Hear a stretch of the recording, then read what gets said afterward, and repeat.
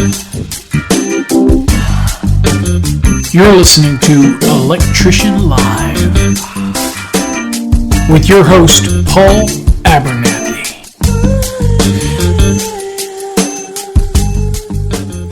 Well, good evening, everybody. Welcome. Oh, get rid of this damn thing. I got one underneath it. Anyway, welcome to Spontaneous Combustion Network of Code, right? Welcome to the show tonight. For all those that are following along, I'm looking a little bit jaundiced tonight. Sorry about that. Can't help it.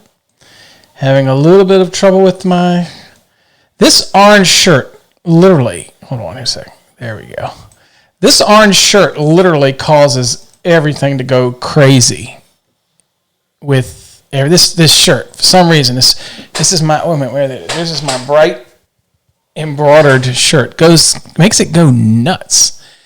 Welcome to the stream.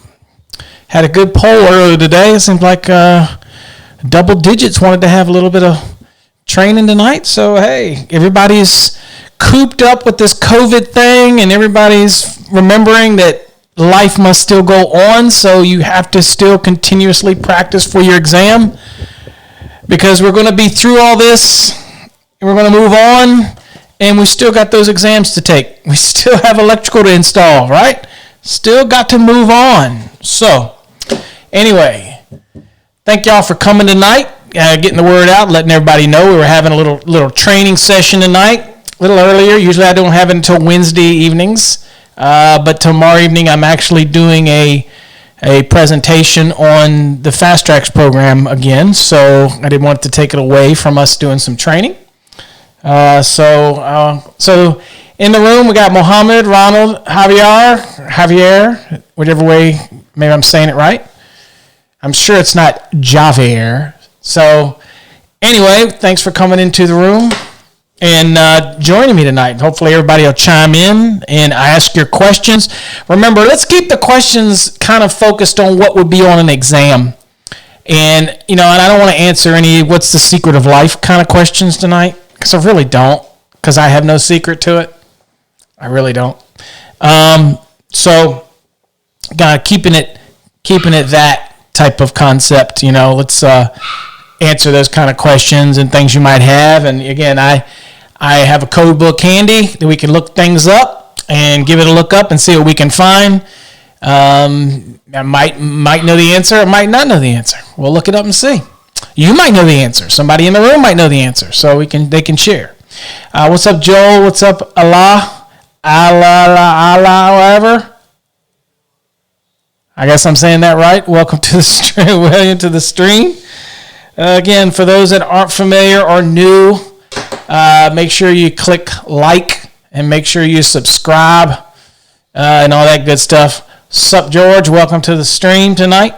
Hope everything's going to go good and YouTube plays nice tonight. Y'all will notice that I'm not sharing these streams over on the Facebook page, so you got to come over to the YouTube channel for that.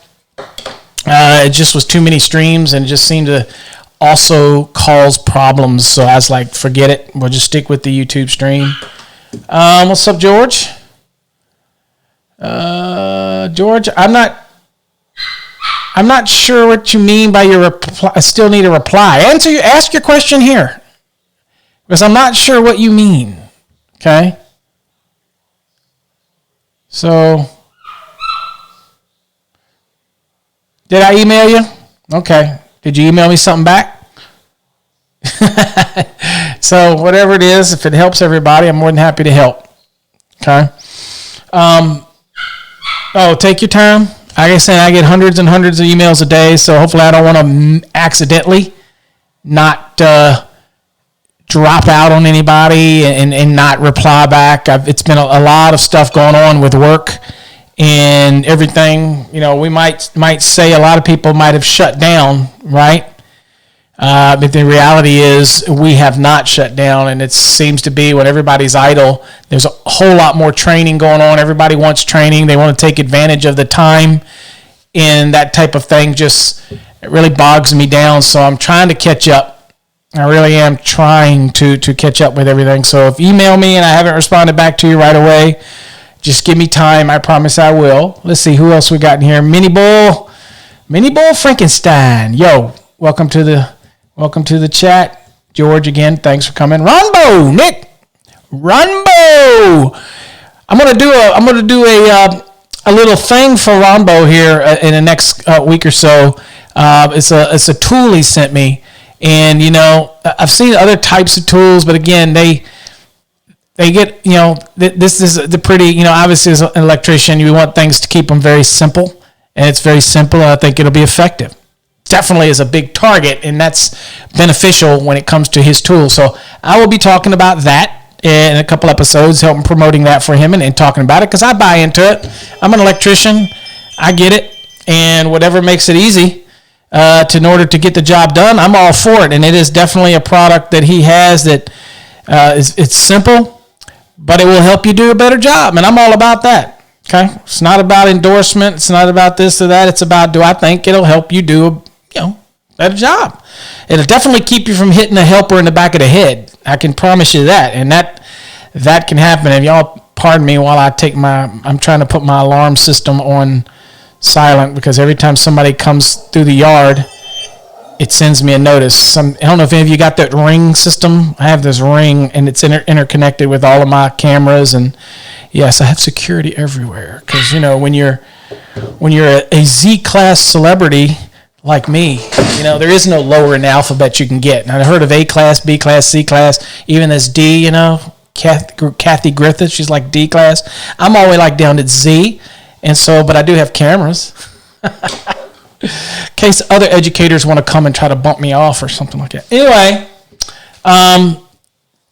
the topic tonight is we're going to probably talk about some range calculations because I get people to ask me about calcs and different things like that, and I see on other forums. So, but it doesn't mean we can't venture into the Fast Tracks program and look at some questions or look up some questions. But kind of want to do something. Make sure everybody's still good with things like ranges and things like that. So it'll probably look very familiar with you because I didn't create anything new. Ranges are what they are. So we'll probably go through that presentation maybe. And things like that. Sup, Kevin? Katrina? Welcome to the stream. Tim? Sup, dog? Welcome to the stream. Got your stickers? Sweet. A lot of people got them stickers. I want to start seeing some pictures of these things on hard hats now or something. Maybe it's too big for a hard hat. I don't know. I want to start seeing them. We'll get the second wave of stickers going here once I can get the couple other graphics I got going on that I have to get done. And we'll get that going on. But we'll give those out. And again, if I sent you some before, it's okay. You want some more? Send them until they're gone. Until this batch is gone, I'll keep sending them out. So in case you didn't know, we have, for those that are new, that aren't familiar, Adrian, welcome to the stream, my brother. So I'm giving away free stickers, and the only thing you got to do is send me an email. And my email, boy, that sounded weird. My email is info@masterthenec.com. It's that simple. Okay, or you can go to masterthenec.com and go to contact us and send it there. Okay, so how you get these stickers? Okay, wait a minute, Minnie. Wait a minute, give me a minute. All right, so you've got this one, which is called the Electrical Brotherhood Code Mafia. Some people get offended by that for some reason. I'm not sure why. Then you've got what's called the Electrical Wizard. It's hard to see it. It won't focus because I got it pegged on me. Sorry. But this is the Electrician one. Just the Electrical Wizardry. Got that one. For you that are master electricians, we obviously have my little dude. And sorry for his color because that's the yellow is somehow is not showing up. It's not supposed to be green screen. I don't know why it's showing up. Why yellow is doing that. Anyway, his helmet's yellow, by the way. So that's the master electrician one. Of course, everybody, until they're gone, gets the podcast one because we're promoting the podcast. The next one is, hold on. Journeyman Electrician. Okay, got that one. And what else? Hold on. Hold on. Wait a minute. Hold on. Oh, here we go. If you're in a weird state, right, and it doesn't have masters or whatever, you can just get a generic Electrician one. That kind of works everywhere.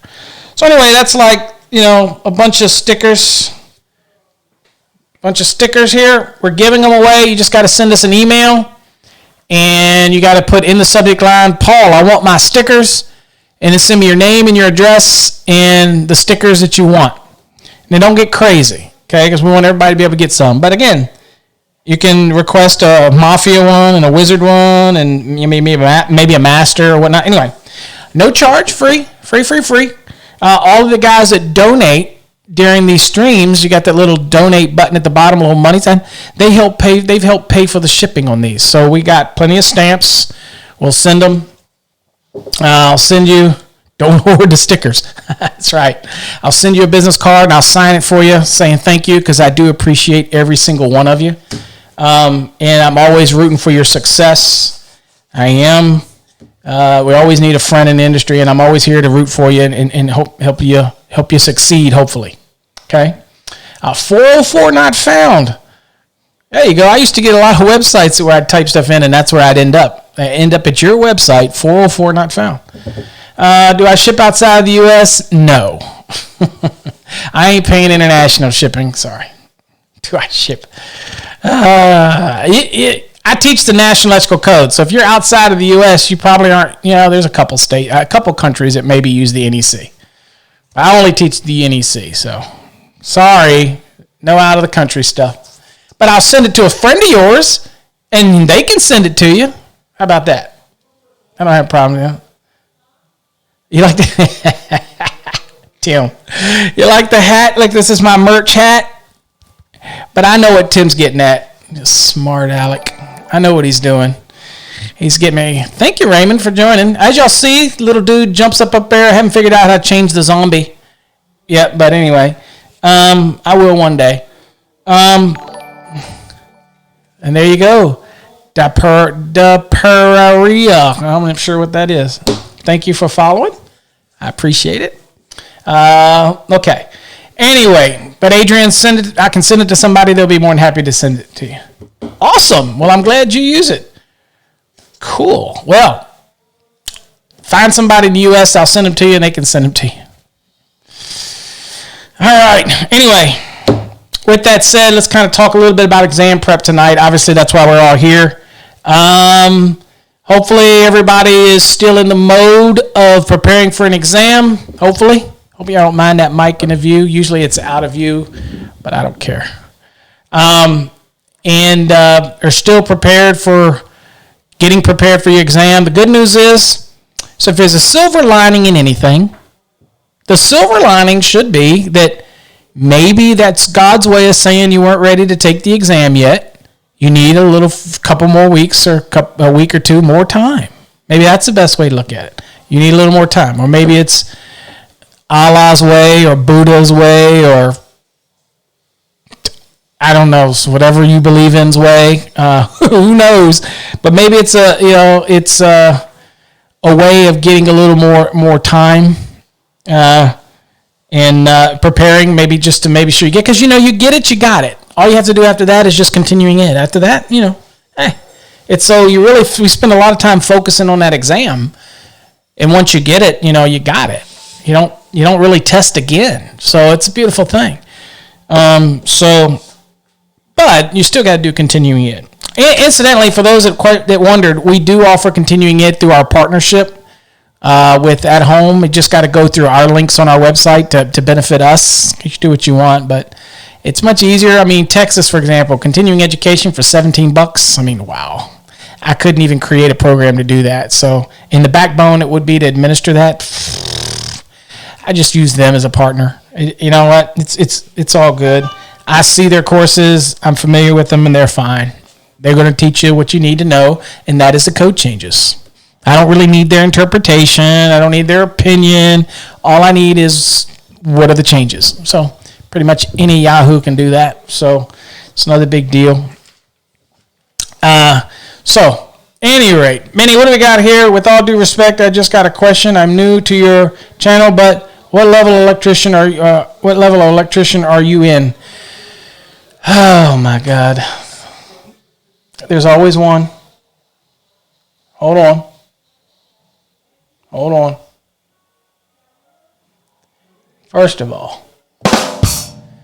First of all, Minnie, I would not create a channel if I did not have an extensive background in the National Electrical Code. But let's do this. How about this? I'll make it easy tonight. I am a master electrician in multiple states. But let's do this, okay? Will this answer your question? Let's go to the code book. Let's do this. Hold on. This is for Minnie. Okay. All right, Minnie. Just for you, let's go to the code book. See this name at the top right here? That's me. Hold on. I'm not done yet.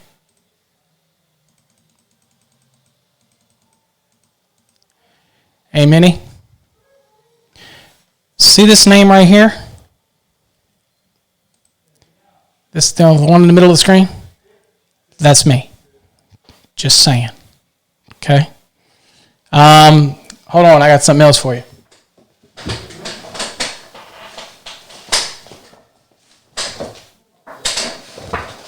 See this book, Minnie? For the 2020 edition? I helped write it. There's also one in residential. And oh, by the way, there's one on grounding and bonding. I helped write that one too.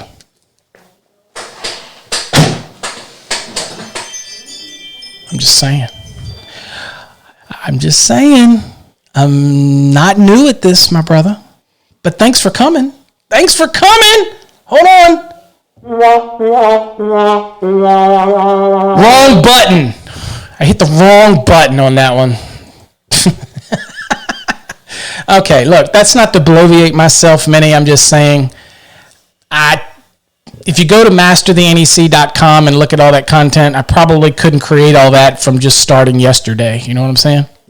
I'm just saying.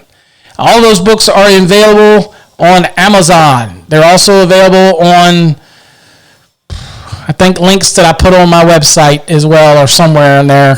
At any rate, anyway. The primary author is Phil Simmons, and he'll keep on until Phil doesn't want to do it anymore, and then hopefully when he decides he doesn't want to do them or work with them, then I'll take over full time the whole thing. But maybe not. I enjoyed writing them with him. He's an amazing guy, and everybody's always got to have mentors in this industry, and Phil is certainly one of my mentors over the years. And, and we have all kind. We don't always agree, that's for sure. But we always can agree to disagree and remain just wonderful friends. And he's just a blessing of a guy, sweetheart. And I have a lot of friends like that in the industry. You know what I'm saying? The course for Fast Tracks, if you didn't know, is written by a friend of mine named Charles Miller. Okay? And Charles Miller is an amazing man, and I love him to death. And he's up in Tennessee, and he's just I talk to him a lot, and we collaborate a lot. And I just think he's a wonderful guy. Okay, and I have respect for tons of educators in the industry. I don't get along with all of them, but I respect them all. So it's different ones. So.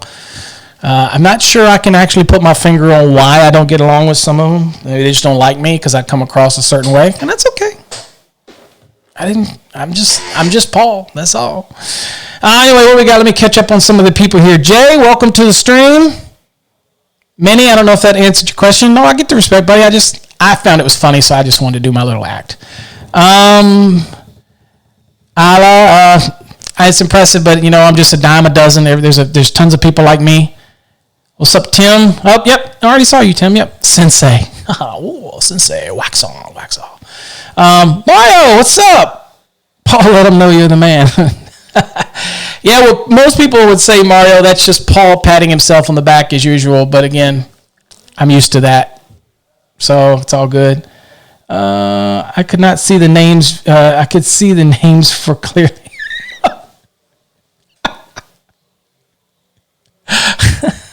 Really, Adrian? Oh my God. Are you really?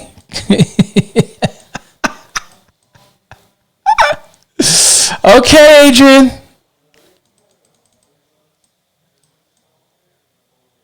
Okay. Is that clearer? How's that? How's that? That's me. All right. That's one of them. Yeah. Hold on. Let me go back to my other one. I don't want to.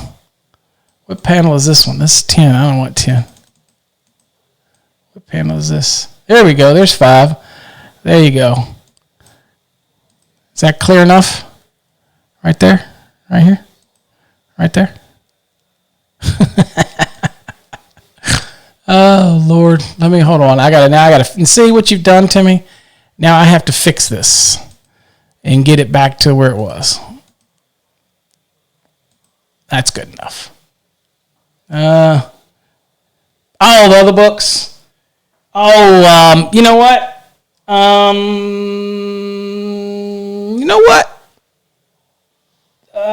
Really, they just go to Amazon and search for commercial wiring by Cengage and for the 2020 edition, or residential wiring 2020 by Cengage, or grounding and bonding by 2020 for Cengage, and those will be the books. If I got enough time, I'll go look at them for you. I know that I got them posted somewhere on one of these streams or something. I think I do. On one of these streams on the YouTube channel, I'm pretty sure I have it. Something on that. Okay. Anyway, enough of that. Enough of me.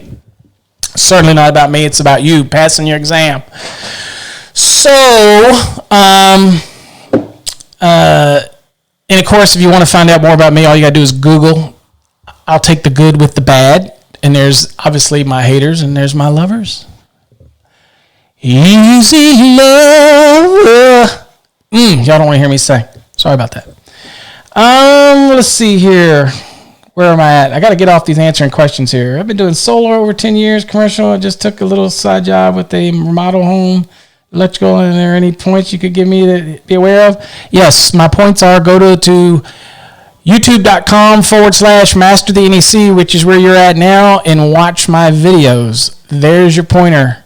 I have tons of videos and podcasts that'll help you right there. So much. Asking that question is like, what pointer do I give you? Make sure you understand the National Electrical Code so you don't mess up, or send you to some of my videos and let you watch my videos. Maybe I'll do that. I'll send you to the videos and watch the podcast. All those that are, I don't know if they're here or not. Any of you that's in Patreon, I've uploaded, we're slowly moving through Article 110 now. I've done 90, 100, and 110, and we're up to, I've got about two more episodes in 110, and we'll be out of 110.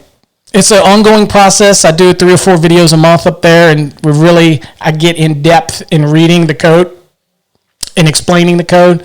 So that's just an ongoing series, but that's over on Patreon, that type of thing.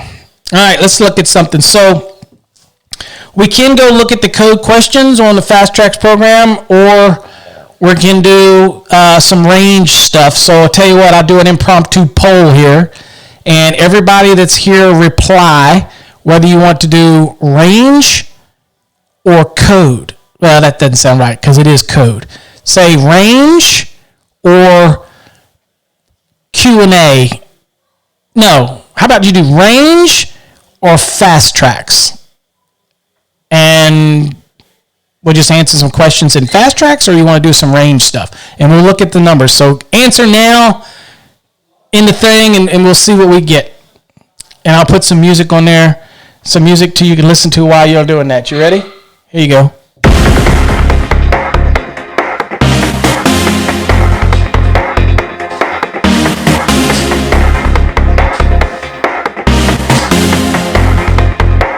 That's best. That's all I got. Okay. All right.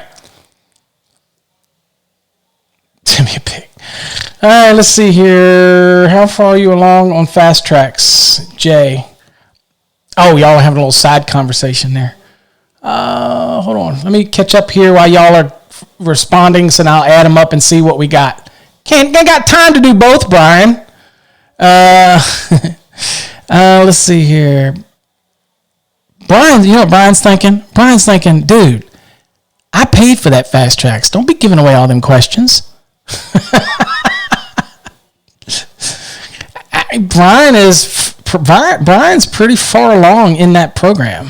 He's moving along. I can't remember what he's just recently submitted. He's moving pretty good. He's gotten past what I'd say is the hard part. Now he's just coasting into the hazardous location stuff and all that kind of special occupancy stuff. And I'm hoping that Brian will go back and start doing the practice quizzes at the bottom to hone those skills. I'm sure he will.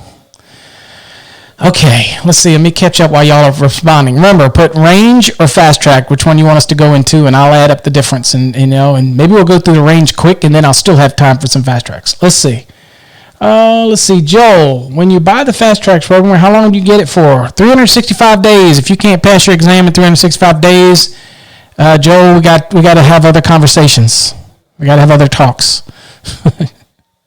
Because the whole purpose is to try to compress it. Okay, range first. Let's see here. Jay, that's a side conversation. George, make it bigger. Make what bigger? Help me out, George. So 12 Mandingos says range. Okay, let's do it this way. Range starts out with Katrina says range.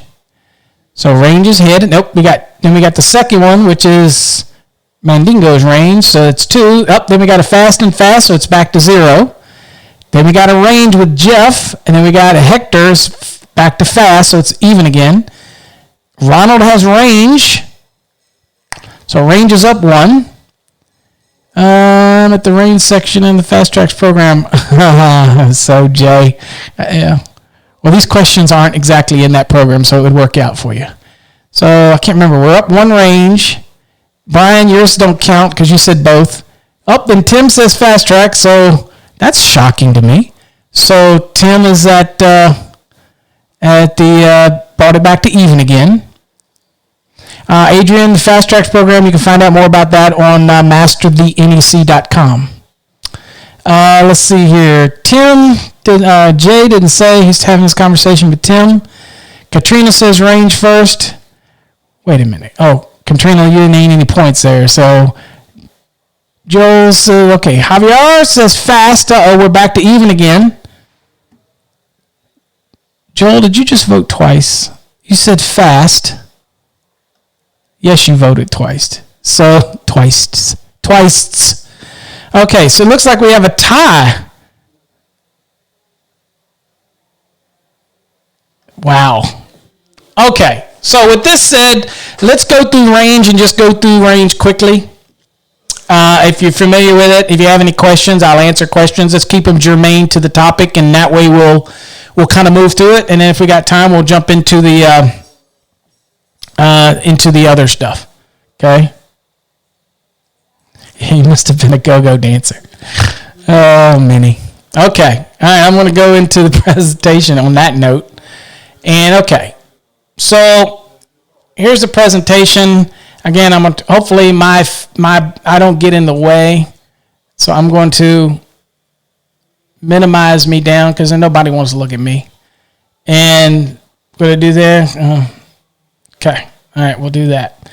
All right, let's kind of do this. We'll get into it. So, and I'll keep checking back to see if my picture is too small or whatever it is. Okay. So, guys, when you're looking at ranges and we're doing a calculation, you get an exam and something comes up. This might be very familiar with you if you're watching my range video because I didn't go outside of the box here. Ranges are ranges. They are what they are. So, calculate the demand load for the following ranges individually. Interesting. Before I even get into this, you might get an application where they talk about connected load, and then you've got calculated loads. Demand loads is almost the same as saying calculated because it means that I'm asking you to apply some demand, right? So I'm asking you to do something. So on an exam, remember that. Just remember all right, George broke the tie there. He went with range. Calculated is an act of doing something. Connected is taking it at its face value prior to doing anything. Okay? So, in a question like this one, the aspect is asking you to calculate the demand loads for the following ranges individually. So this assumes that we apply some type of demand to it. And so, again, in this aspect to here, we have a 9 kW, a 10 kW, or 11 kW, and a 12 kW. So obviously the process would be to go immediately in your mind on an exam is, well, if you get really good at it, you could probably look at this and answer it right away, because the answer is right away. And in your mind, you would start doing a bunch of loops, calculations, going, okay. I got to do this calc. When the obvious answer for this is answer each one of these. This is not a multiple choice answer. This is like, what is the kW for each one of these? So, what do you think the kW is for this first one? And let's see how you folks do it. Even if you've watched my videos before, what do you think the kW is for that 9 kW range? What do you think it is? Okay, getting a couple answers. Do me a favor, guys and gals. I got Katrina in the room here. Ladies, and I want to make sure that you don't look at other people's answers. Be honest, stare at the screen, really try to make your answers without trying to look at anybody else's. It's only going to benefit you to not kind of, I know it's hard sometimes, but just don't look at it and just go with yourself, okay? And so the first one is 8 kW. Absolutely. So what's the second one? What do you think that? It's a 10 kW range. What do you think the demand load is for the 10 kW range? Hold on for y'all for a second. It's my son. I don't see him that often anymore, so hold on.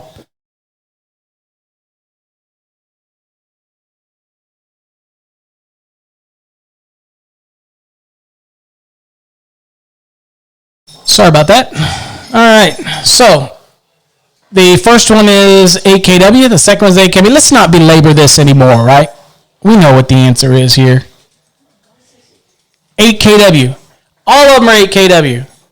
Because when you have each one of these, one 9 kW, 110, and a 111 or 112, we're not talking about all these in a house, all right? We're just talking about one in each.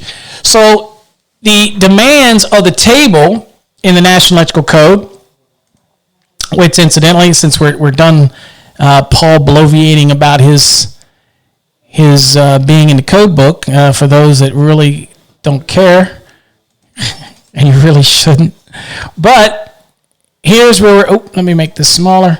So here's where we're at, and 250.55, for example, which you see right in the middle of the screen, says electric cooking appliances and dwelling units and household cooking appliances used in industrial programs. That would be like home ecs and stuff like that. So we're really talking dwelling unit applications, and that also applies to multifamily buildings. That would be a commercial building, but it has individual dwelling units.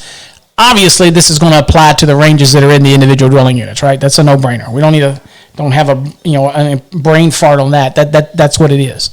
What is interesting about this is that people ask me all the time. It says in excess of 1 3/4. What if it's less than 1 3/4? Well, I don't know why you get that on exam, but if you did, it's less than 1 3/4. You take the actual face value. You don't get to apply any demand. So I don't know why sometimes that confuses people. That should be real obvious that, anything's less than what be on the table, you take it full value. And I don't think you'll ever get one from that small or that little, because I just don't think it's an exam's going to waste their time with that question like that. Hold on for a second. Let me turn this off. Okay. So anyway, kind of one of those things to think about on an exam. Now, with that same mode, while we're still here and we're still working it, one appliance, 8 kW, just like that right there, 8 kW. Interesting. Notice this little thing that's going to serve you well on an exam, and that is this little statement right here. And we'll look at it as we move through this. It says, And let me get rid of this so it takes up majority of the screen here. Yeah, there we go. And I could make it a little bigger so people have trouble seeing it. All right, so what this says is column C is to be used in all cases, except as otherwise permitted in Note 3. And that is when you have cooking, household cooking ranges, wall-mounted ovens, or counter-mounted cooking that might fall in multiple columns, column A or even column B, and it still might fall in C. So you're going to have to compare the two, okay, and you take the lesser, okay? So that's where that is. We'll look at an example of that, but just kind of remember that you're always kind of, if it's one appliance, it's one range, and it's not over 12, guess what? It's 8 kW. Just that simple, right? Okay. Just kind of covering our bases here as we go forward. So there you go. Column C is to be used at all times, unless, of course, the cooking range or whatever it is falls in the Note 3. And incidentally, these notes are not informational notes. As y'all all know this, these are very applicable notes to the table. They're to be used, right? Okay. All right, so at any rate, let's go to the next slide. Okay, now, calculating this, staying in column C for a second, answer this question. What is the demand load for 30 12 kW ranges? Okay. It's really pointless for me to ask you that question because obviously my PowerPoint designing skills aren't as good as they used to be because I didn't black out the answer, so it's kind of pointless. But let's walk through it. Okay. I'm only human, folks. Calm down. All right. So in this case, the demand load for 30 12 kW ranges, since all ranges are the same, we simply use column C, table 220.55, find the number of ranges, then follow it all the way over to C. Here it says it's 15 kW plus 1 kW for each range. So again, easiest to just do this is 15, okay? So again, it's 15 kW plus 1 for each range. There was 30 of them, right? So that's 45 kW. That's simple. That's it. If you get a question on an exam and all those ranges are the same size and they for some reason just throw some round ball question and ask you all this, give you all this other crap, but at the end of the day, give you 30 ranges, jump up for joy, be happy, whatever, because that would be right here where it's 26 through 30. It's 15 kW plus 1 kW for each range, and we had 30 of them. So it's 15 plus the 30. Boom. Just that simple. Okay? All right. And I'm assuming the stream is still going. I haven't dropped anybody because y'all got awful quiet here. So nobody's typing anything. So I assume everything's going okay. I can look and see if the stream is still up. Yep. Stream is still up. Okay. So it's not that. All right. Let's go back to the presentation. All right, so that's just kind of running through some stuff. Let's look at a different one here. Now, what is the demand factor for an 8 kW range? Well, in this example, the demand factor can be in both column B or column C, whichever results in the lowest value. Okay? Wow, I'm in the way now. Let me move me. How about this? I'll put me up here. I know I won't be in the way if I'm up here in front of the logo. Okay. So in this case right here, if I get some wild ball question, and since it falls under two columns, it falls under C, that's our general one we can use. We use that at all times, except for when Note 3 kicks in. Well, what does Note 3 say on this mamma jamma? Well, we got to go look at it. And Note 3 says where it's over 1 3/4 through 8 3/4, in lieu of meaning I can use another application rather than column C.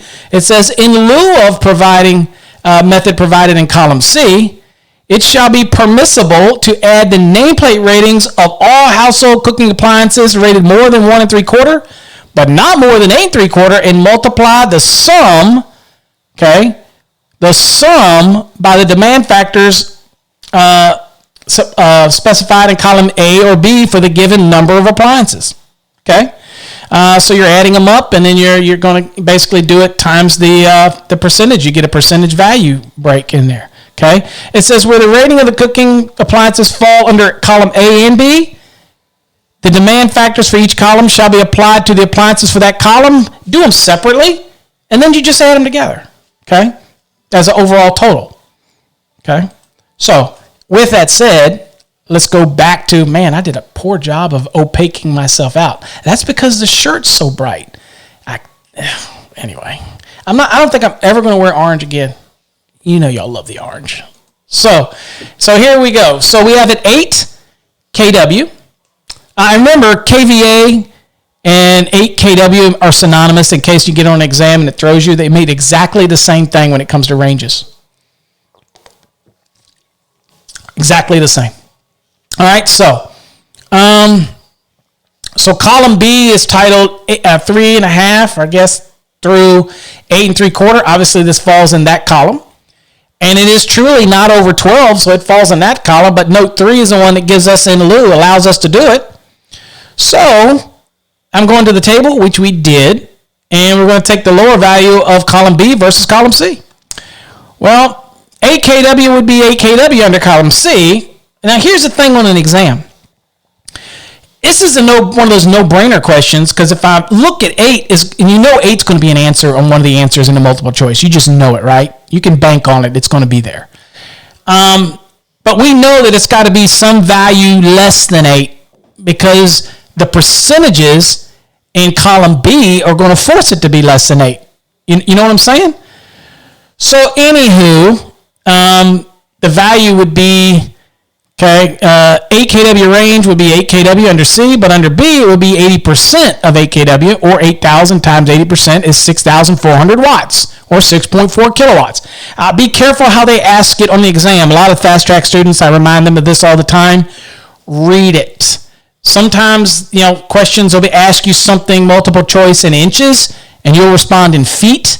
Sometimes they'll ask you what's the value in kW or kVA, and you know it's synonymous, but that's not what they ask you on the exam. They want to know what the answer is. If they want it, even though they're synonymous is a big word, but it means that they're identical. So kW and kVA are identical.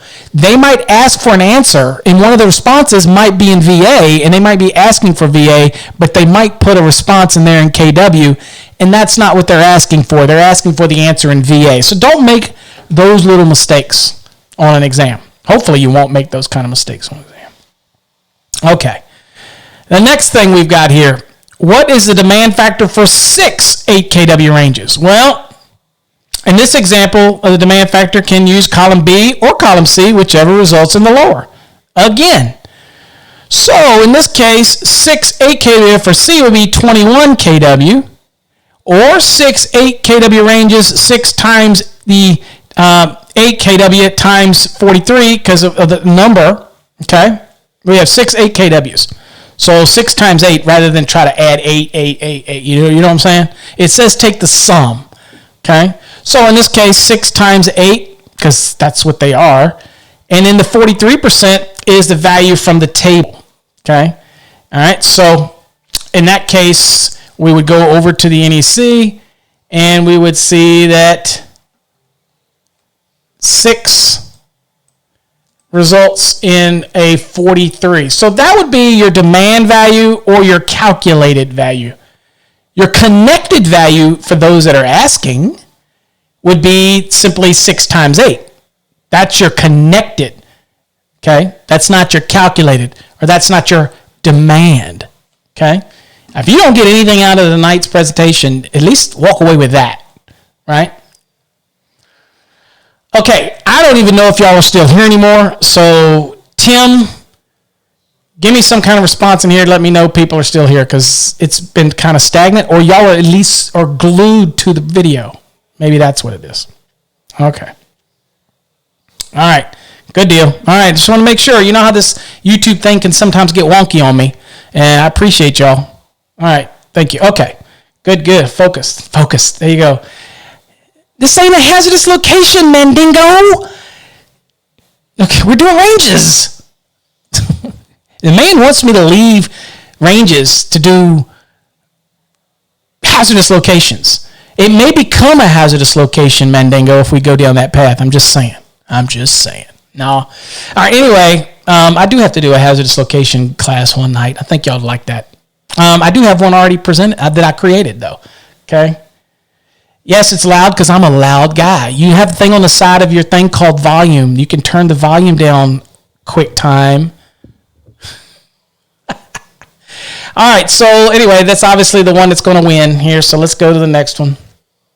Okay, so in this one, and I hate the fact that I'm giving you the answers on the screen. I swear I thought I had them blocked out.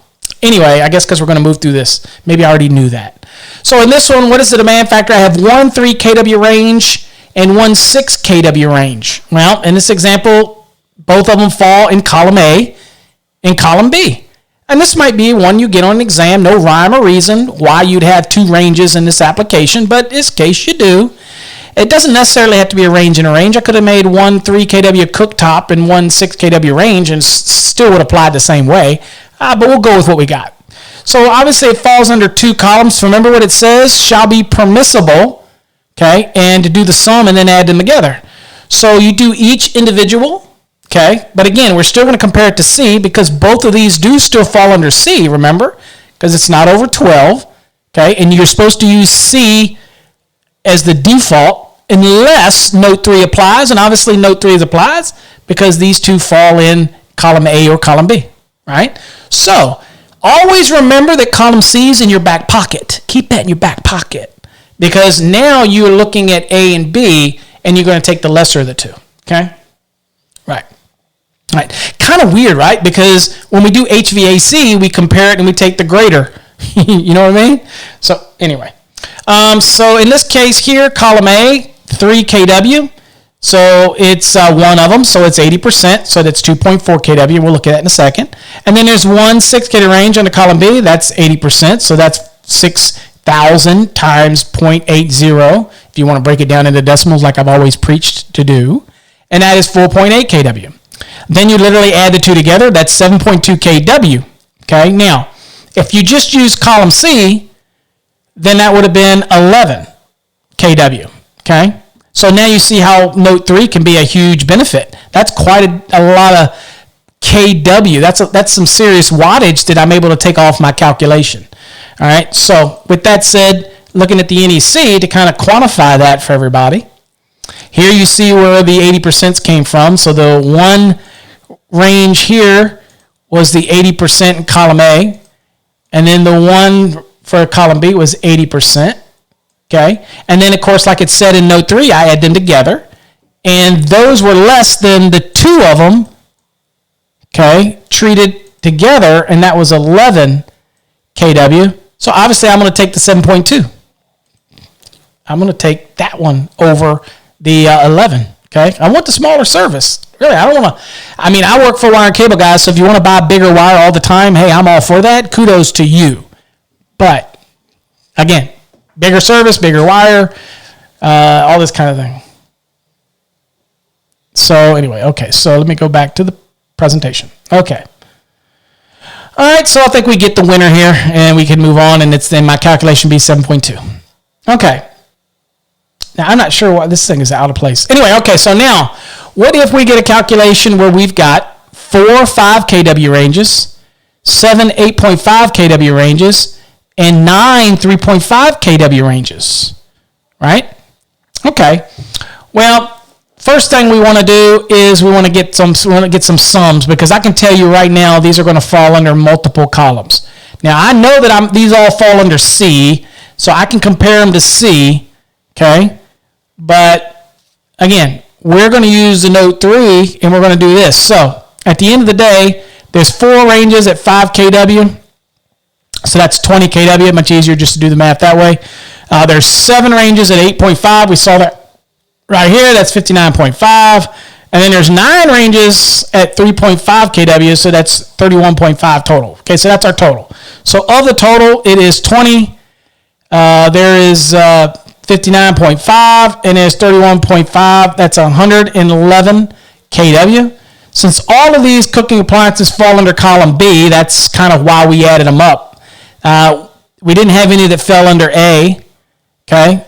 So all of them fell under B. So again, here we're only comparing B to C, all right? So that's B, okay? And then we were able to take that 111 and apply the 28% demand factor. Where do we get that from? Because it's 20, right? It's 20 ranges. So if we go back to the NEC and we go down here to 20 right here, so this is where we get the 28, okay?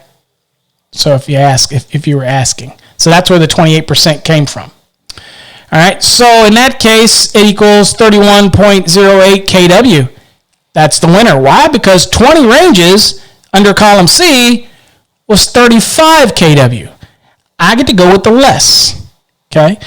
This is a classic example that would be on an exam.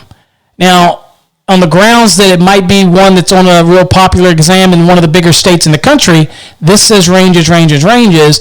Don't be fooled, because on that exam it might say ranges, ovens, and cooktops. Okay, same thing. It's no different. Don't let that throw you. Okay, I just use all ranges here so I don't get in trouble. And I'm not giving away any hints anywhere with any state. I'm just saying.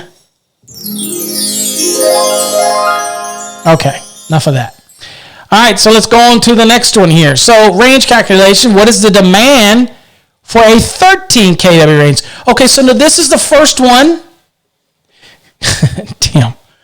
Tim, you know what? Hold on. All right, so watching you, Tim. All right, so this one is the first one that we come up with that is above 12 kW, right? So it's above 12 kW. So we know this right off the bat, we got to do something different, right? So in this example, the demand factor falls under column C. Obviously, A and B doesn't apply here. It just immediately kicks to C. We know that. However, since the range has a kW value over 12 kW, this kicks in note number 1, right? Okay, and we only have one range, so we don't have to get overcomplicated here. It's one range, and it is over 12. It is 13. So note 1 says over 12 through 27, and you are not going to find a range that would be up there near 27. I mean, I don't think you will in a dwelling application. I'm sure you won't in an institutional thing, because kitchen equipment has another requirement for kitchen cooking stuff, not this one, which is really dealing with dwelling applications. So that'd be one hawking range. I'm just saying. Anyway, so 12 through 27, and they're all the same rating. In this case, we only have one, so it's only one. It says for range individually rated more than 12 kW, but not more than 27, I think we established that, the maximum demand in column C shall be increased 5% for each additional kilowatt of rating or major fraction. Now, 0.5 would be a major fraction, okay? Major fraction, therefore, thereof, by which the rating of individual ranges exceed 12 kW. Okay, so in our case, it was 13, right? And 13 exceeds 12, right? By 1 kW. All right, so anyway, remember this on an exam. This isn't critical. A lot of people start their calculation and they start at the 12 because this table says not more than 12, and they start at 12. No, the demand for the one range is still 8 kW. That is the demand. Right now, we're increasing that demand, okay? So notice how it says here the maximum demand in column C. That is from the table itself, okay? So don't let that throw you. I've had people that do that on exam, and they call me and they go, oh, God, Paul, I used the 12 and did the 5%. No, it's from the demand from the table. From the table. That's what you use, right? Okay, so in this case, it's 8. So 8 kW plus 5% for every kW or major fraction that's 0.5 or larger, right? So in this case, because 13 is 1 kW more than 12, the kW for column C was 8. Will be increased by 5%, so it's 8 times 105%. It's just the easier way to do it, is 8.4 kW. Okay? Now, tip. If the demand load was 13 and a half, the math would have been 8 times 110%, okay? Since the 0.5 is a major fraction. In other words, since it's a major fraction, it counts as a full. You with me? I know you're with me, okay? If anytime it's 0.5, like 13.5, you just immediately in your mind think that counts as one additional kW because it's every kW over and major fraction. So 13.5 is not 1.5 over. It's 2 over, okay? You get it? 0.5 is a major fraction. If you get anything else, remember that one, okay? That one's the one how I will screw you on an exam because I am purposely going to give you one with the 0.5 or something like that. And I don't want you. Kevin says I lost you. You lost me. How'd I lose you, Kevin? Remember, if it's over 12, you're still in column C. That is your demand factor. You take the value from that column, which is, in this case, one range, so it's 8 kW. It goes on to say I'm going to increase it, that demand, 5%. For each additional kilowatt. Well, where am I getting the 5% from? 5% of the demand factor, okay, which is 8 kW. So I've got to come up with what that value is. So the easiest way to do it is this way, okay, and that's where I would simply take the 8 kW times 105% in order to gain that additional 5%, and it is 8.4 kW, okay? And just remember again, like I said, anything that in your calculation comes up with the value prior to applying it is when you got your connected load or you're using your demand factor and you're starting to apply that 5%, just remember 0.5 and greater counts as a kW, 1 kW. Okay? It's kind of like rounding it up. 0.5 you round up. You can't have a half a kW. That's what it means by a major fraction. Hopefully you caught back up with me, Kevin. If not, send me an email. I'll be more than happy to clarify even more. All right, so in this one, let's get a little bit more complicated, okay? Yeah, Kevin. So major fractions just saying, look, it's 13.5. I don't want to calculate at 13.5. It says that every kW above 12, you add 5%, and, of course, then any major fraction, okay? And 0.5 is a major fraction. All right, so let's look at this one. And this one is, and when we say round up, Kevin, we mean major fraction means it's 5% is what you're getting. So instead of it being 13.5, it's 1 kW. The 0.5 is a major fraction. So that's 5% for both. So it's 10%. Does that sound clearer now? I want to make sure that I'm clear on that because I want you to understand this right here. It's 5%. And so it's 5% for each kW, and it's 5% for each 0.5 and greater, okay, which is basically just treating it like it's 1 kW. You with me? So that's 10%. It's why we did it that way. Oops, this one, I'm sorry. This one, see? Just think of the 0.5 and greater as another 5%. Does that make it easier? Okay. Let's see here.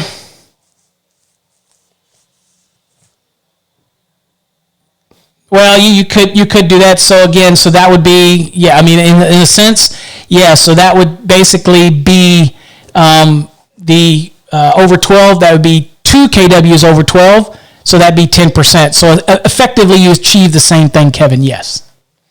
If that helps it solidify it in your mind, yes. Because really what you're trying to do is how many 5%ers do I need? How many full 1 kWs do I got over 12? And I can't have a half of a kW. I've got to have 1 full kW. So anything 0.5 and greater, that's another 5%. So you with me? Because basically it is jumping up to 14, yes. So, all right, let's keep on going here. So, next one. A little more complicated. Not a lot of complicated. Just a little more complicated. And in this case, what is demand load for these ranges? So I have 6 15s, I have 4 10s, and I have 10 9s. Well, clearly, I have one set of ranges that are over 12, right? Clearly. So now, since I have what's called unequal ratings, because these ain't all equal, now I use note 2. And note 2 tells me exactly what I got to do. And it's less complicated than it looks. So here I got 6 15s, I got 4 10s, and I got 10 9s. Okay, now note 2 says over 8 3/4 through 27, that's very familiar. Unequal ratings, okay, that's what we got. For ranges individually rated more than 8 3/4 kW and of different ratings, but not exceeding 27, and none of these do, an average value of rating shall be calculated by adding together the ratings of all ranges to obtain a total connected load using 12 kW for any ranges less than 12. So these two right here, they are less than 12. So we are going to actually act like accidentally we just slipped our pencil and we marked through that 10 and we marked through that 9 and we're making them 12. You with me? Okay. So you add them all up and divide by the total number of ranges. So 10, so basically this is 6 times, and we'll add them up here in a minute, 6 times 15, 4 times 12, and then 10 times 12. And then you divide them by the number of overall ranges, okay? Then, the maximum demand in column C shall be increased 5% for each kilowatt or major fraction thereof by which this average value exceeds 12. So it's two-steppy deal. It's 2 little steps you got to do, and many people will freak out on this. But let's work this out. Again, so now, any ranges less than 12, we're going to make 12. So let's work this out. So here's my little lines through it. So it's 15, 12, and 12. Numbers didn't change. 6 times, that's 90. 4 times 2 is 48. 10 times 12 is 120. The total number of these add up to 20 total overall. And when you add all this up, it's 258 kW. Now, note 2 says that we had to take the average kW load and divide it by the kW, total kW, by the total number of ranges. So it was 258. We added it all up. Divided by 20, it's 12.9 kW. Okay? All right. Well, 0.9 is what? A major fraction. So that means that this ends up being 13. Well, 13 exceeds 12 by 1, so it's only simply a 5% increase. So, under column C, I find the total demand value for 20 ranges, which is 35 kW times 105% equals 36.75. You with me? Everybody get me on that one? Hey, Brian already got it. Well, he got it twice. All right, so you're following where the logic is behind it. Okay, we still are going to use, and real quick we'll do this. We'll go to the note, because it's always good to see the note and to understand the note, and I'll blow it up so not too bad so everybody can see the note. Let's see if you can see it here. Yeah, you can see it. So again, I just read you what it said. It says over 3/4 through 227 of unequal ratings. That's what we had. It says the range individually rating of more than 8 3/4 of different ranges, but not exceeding 27. Yep, that's what we got. An average value rating shall be calculated by adding together the rating of the ranges, obtaining the total connected load. We did that, and we made any of them that were less than 12, and dividing it by the total number of ranges. We did that. Then it says the maximum demand in column C. Again, it says the maximum demand in column C. You did all that work just to get you the number. Okay, ranges, okay? Then you go to column C, and it's for the number of ranges. So this was 20 of them. So once you have 20, it tells you the percentage, it tells you the value for those, and you increase it by 5% for every kilowatt or major fraction thereof, by which this average exceeds 12. Okay? So back to the PowerPoint. So in this case right here, we had to do this to give us the 13. Okay, that's the 13 kW to start with. in order to find out what our percentage of increase was. That's the only reason we did it, to be honest with you. That's it. It was 2 exercises. Now, on an exam, like the Texas exam, for example, this would actually qualify as, I believe, 3 calculations or 3 steps in a calculation. You know, you got to do one thing, you got to do another thing. It's kind of an interesting calc, though, if you're kind of a geeky. I'm a kind of Cody geeky, is that, it makes me do an average. And the only reason I did the average was to find out how many KW exceeded 12, so that then I can take the demand value for those 20 ranges and apply the 5%. Because kind of cool, kind of different, but you can see where you could get it wrong on an exam. I could see somebody getting that 13 KW and thinking that was the answer or something like that. So interesting. Again, that's the beauty of Note 2, which are not informational notes. As we all know, those are legit. They are too legit to quit.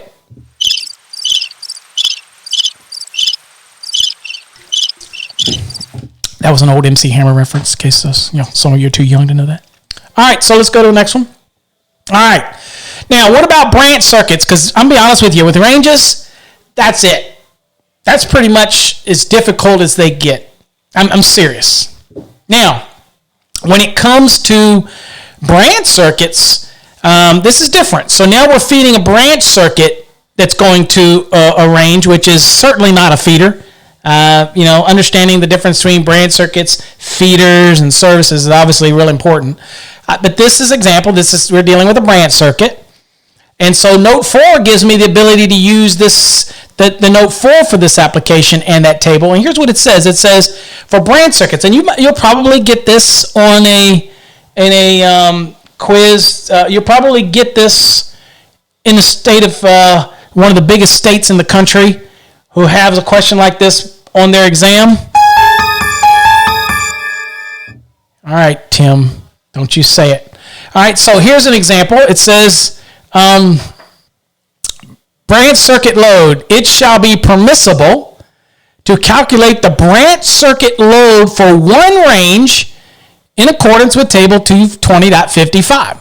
Okay, so one range, we can calculate it based on whatever the KW would be for one range, 8 KW, divide that by 240, since it's more than often going to be that, and we're able to calculate it that way. Now, it says the branch circuit load for one wall-mounted oven or one counter-mounted cooking unit shall be the nameplate rating of the appliance. Okay, so the branch circuit load for one wall-mounted oven or one counter-mounted oven, you take the nameplate. Okay, there's no rocket science there. It's talking about the branch circuit to it. Okay, don't overread that. That's exactly what it says. You just take the nameplate value of it. Okay, now that might mean you take the KW divided by 240 to find out what your amps are for it. Okay, so we already went over Note 3 right at the very beginning. We did that. That Note 3 only tells you to choose between, you can choose between column B, column A, and column C if it applies to the calculation, and you compare the two. That's all Note 3 deals with. We went over that the very first one we did, tool. And so Note 3 is just letting you know, right, that if it falls under A or B and C is the general rule, that I can compare them to C, and I take the lesser of whatever one results in the lower value. We did that first in our thing tonight. Did you come in late? Were you late for class? Okay. All right. So in this one here, let's keep on going. So no problem. You know how I like to tease. All right. So but yeah, that is kind of, in his defense. I did kind of go out of order, didn't I? I did 3 first, then I did 1 and 2, so it would look like I skipped 3, wouldn't it? Okay, maybe I'll learn. Next time I won't do that. All right, but again, it's up at the top of the thing, so I always like to knock that out. But just remember, tool, that all it is says if your ranges fall between column A or it falls in column B, that you can use that in lieu of column C and take whichever results in the lesser value. Okay? And if one range, say, falls under A and one falls under B, and treat them separately, and then you can add the sums together. And when you add the sums together, then you compare it to column C. And if it's less, you still take the lesser value. That's all note 3 is really ever saying. Okay? It's not nearly as complex as note 1 or note 2 type of scenario. All right, let's keep on. So this branch, okay, so remember, we're taking the nameplate. If it's just one wall-mounted oven, then I'm feeding with a branch circuit. Or if it's one counter-mounted cooking unit, say a cooktop, I'm feeding with one branch circuit, then I'm going to take the value from the nameplate. Okay. Next, it says the branch circuit load, and again, this is for branch circuits now, okay? This is not for what we just did when it comes to doing the service application or feeders. We're talking branch circuits right now. It says the branch circuit load for the counter-mounted cooking unit with not more than 2 wall-mounted ovens, which incidentally, if it was a cooking unit in an oven, it would be actually acting like a range. But I could have a counter-mounted unit, and I could actually have 2 ovens and still be able to use this rule, okay, for the branch circuit. It says branch circuit load for a counter-mounted cooking unit and not more than 2 wall-mounted ovens, all supplied from a single branch circuit and located in the same room. I don't know where else it would be, but I guess it could be somewhere else. But I guess it's good we know that. So it's in the same room, same area, probably going to be in the same island or pretty close. Okay, it says shall be calculated by adding the nameplate ratings of the individual appliances and treating this total as equivalent to one range. So basically, you would add the nameplate value of the cooking unit and the nameplate value of both of the actual ovens. You add them together, and once you have that, you will treat it as if it was a single range. Whatever that KW value might be on that nameplate, it might. There you go. That might be an example where you have one that's. Oh, there you go. That's a great example. It might be over a certain value, and you've got to use a table. Okay? So, again, but that's how you would treat those. So, keeping it simple, you'd add them together, and then you would forget that they were 3 separate things, add them together, and then all of a sudden look at it from the perspective of it's now just a range, and treat it as such. Okay? And using column B, for example, again, going back to the very top, if I had one 8 kW range, you would use column B, and it would be 8 kW times 80%, 6.4 kW, which is less than the 8 kW in column C. Again, you're still able to use the table 220.55 for one range. Okay? You with me? All right. So in that case, that's how we got the 6.4. All right, let's go back. Now that's very few branch circuit questions like that on an exam, but just, kind of, if you read this in the pieces and stop and read it, boom, boom, boom, boom, boom, boom, boom, then it's not that difficult, okay, to understand it. Take each piece as its own merit. The only one that's complicated in this is the last one, and that's basically saying take the cooktop and take those 2 ovens, add their KWs together, and then forget that it's 3 units. In your mind now, it's just one range. And then apply 220.55 to that one range and treat it like you would any other range. Don't overcomplicate it. You know what I'm saying? Okay. Let's see. Next thing. Okay. So let's do this one. So calculate the branch circuit demand factor for 115 kW range. Well, remember note 4? It says we use table 220.55, so in an example, we are technically using the allowance in note 1 by virtue of permission in note 4. Note 4 told us, hey, go ahead and use the frickin' table and its associated notes. I don't care. That's basically what it's saying. So 15 exceeds 12 by 3. 3 times 15%, because 3 times 5% for every KW exceeds. So again, so that's 15%.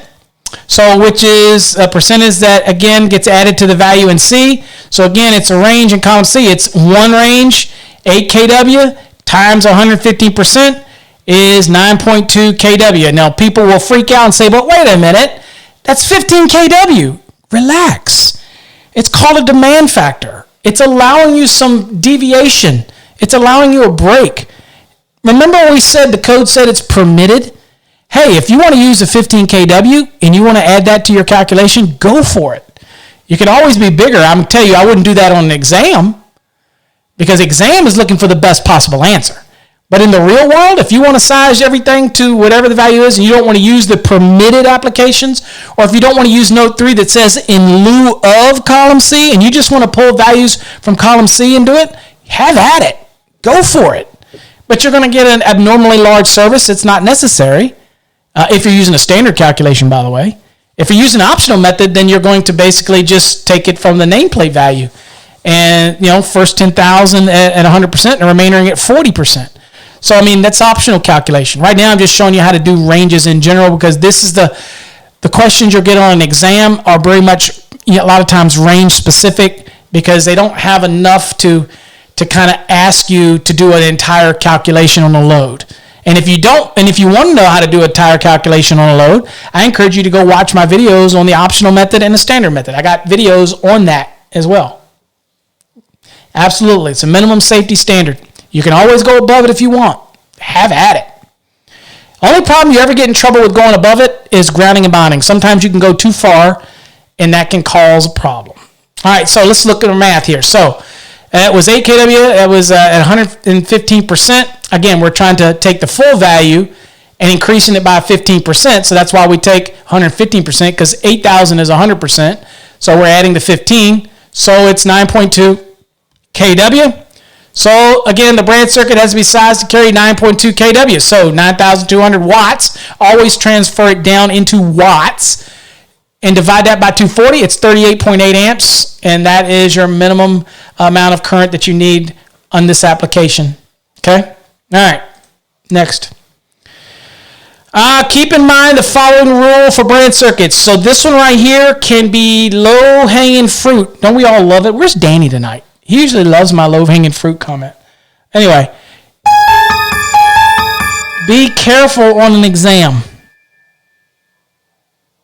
with this one.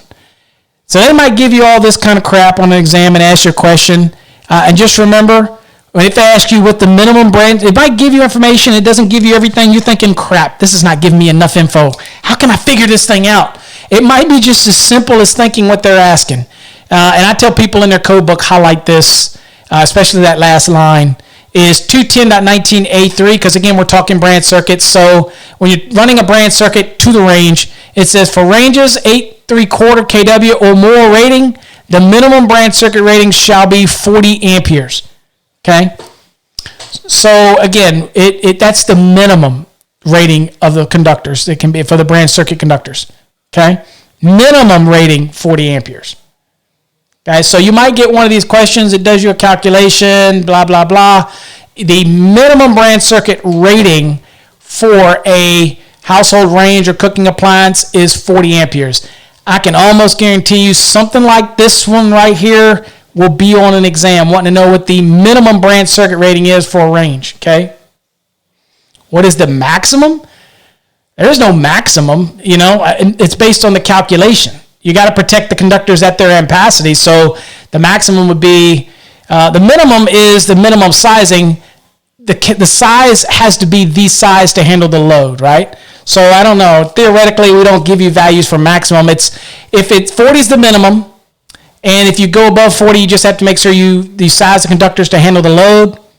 And again, protected overcurrent device designed, whereas you're protecting the conductors. So again, that's pretty much going to take care of itself, right? That type of thing. Now, there's some maximums. There's some maximums in the code. For example, overloads 430.32C. That has a maximum. There's a maximum rule there. There's some maximums in transformers in 450.3B. There's some maximum. You don't exceed 250% if you have primary and secondary protection. There's a maximum. So there are some maximums. There's some in there. So, oh no, good. Well, that's good because we cover that in a lot of our other trainings, so that's cool. And now there's some other areas in the code which give you some minimums and maximums and things like this. I think of a maximum as something you can't exceed. For example, you have allowances in short circuit ground fault protection 430.52 that table deals with the maximum. But then, of course, we, in the code's infinite wisdom of the National Exception Code, which is the National Electrical Code, will tell you that, if it doesn't correspond, I'll let you go to the next size breaker. Now, we get that happen all the time. But that's only specifically because the code tells us to. Not because we want to, but because the code permits us to. Okay? So let's see, and I shouldn't even say permit us to. The code almost, it's permissive because you could skip the exception and just say, screw it. I'm just going to make it the full size anyway, and I'm going to downsize it because I'm not going to use an X size up rule. That's a design choice. That's up to you. Okay? Now, this is a branch circuit calculation. You already did your calculation for the service. This is simply doing sizing for the branch circuit. This is under 210. Okay, 220 was feeders and services. Right now, we're sizing. This example is sizing for the branch circuit to that range. Okay, two different beasts. You're going to do your normal load calculation like we just did to get your load calculation when you're doing the standard method, that type of thing. Here it's showing you'll get a question. It might ask you, as far as the branch circuit, what's the minimum size branch circuit for a 8 3/4 kW range, right? And so you want to know that it's the minimum is 40, that type of thing. Just a low-hanging fruit question. I want to make sure that nobody screws up on an exam. I'd hate you miss one because of that kind of question. But really, distinguish the difference between branch circuits in 210 and what we're doing in 220, okay? I kind of transitioned over to show you an example of a low-hanging fruit for a branch circuit application, right? All right, so let's look at this one. What is the branch circuit demand factor in kW for 1/6 kW cooktop? Well, here the question is simply asking for the branch circuit size in kW, kilowatts. That's all it says. It says, this is one of the questions you get on an exam, that now your mind will start to go crazy. It'll make you just go all over the place. And you'll be sitting there taking an exam and you'll be like this.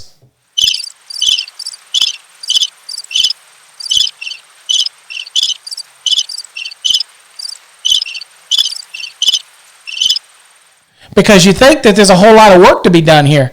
So again, this question says, what is the branch circuit's demand factor in kW for 1/6 kW cooktop? Well, the question is simply asking you again for the branch circuit size in kW. Okay? So kind of poorly done, but again, I've seen it. This is why it's written this way for those that are in that really big state in the middle of the country. It says, since the branch circuits must be sized no less than 6 kW, that is the answer on the test. Again, do not overthink this question. It's not a trick question. It simply says, what is the branch circuit demand factor in kW for 1/6 kW cooktop? And in this question, you see the demand factor and you're thinking, okay, all right. Now I've got to go running into a calculation in order to come up with this value. At the end of the day, it just really wanted to know what is the demand factor. And since the load is what it is 6 kW, just take it as 6 kW. Okay? It's not a trick question. It's just trying to make you think a little bit. All right, so now, what is the branch circuit demand load for 5 kW cooktop and 2 3.5 kW ovens? Didn't we just run into this? So all the appliances are in the same room and being fed by the same single branch circuit. So we went and looked at note 4, right? We're used to that by now. And basically it said we could do what? It says right here, the branch circuit for a counter-mounted cooking unit and not more than 2 ovens. We're good here. We got 2 ovens. We ain't got more than 2. All supplied from a single branch circuit located in the same room shall be calculated by adding the nameplate values of the individual appliances and treating this total as equivalent to one range. So we had 5 kW and 2 3.5. So 5 plus 3.5 plus 3.5 is 12 kW. And we treat it as one range. Okay? So how do we treat that? Let's dig deeper. We treat it, since the value is 12, because I know you were going to ask the question, where do we go from here, Paul? It says, since the value is 12 kW, since column C for one range is 8, so the branch circuit would be sized to carry 8 kW load. Okay? You with me? It's 8 kW. Now I go to column C, and remember it said I treat it like it's one range? What's the kW for one range when it doesn't exceed 12? 8 kW. Hard for people to grasp that, but it's just that simple, right? Now, what is the branch circuit load for a 5 kW cooktop and a 3 kW oven where all the appliances are in the same room and fed by a single branch circuit? Okay, 5 plus 3 is 8. Since the kW is between 3.5 through 8 3/4, I can use column B.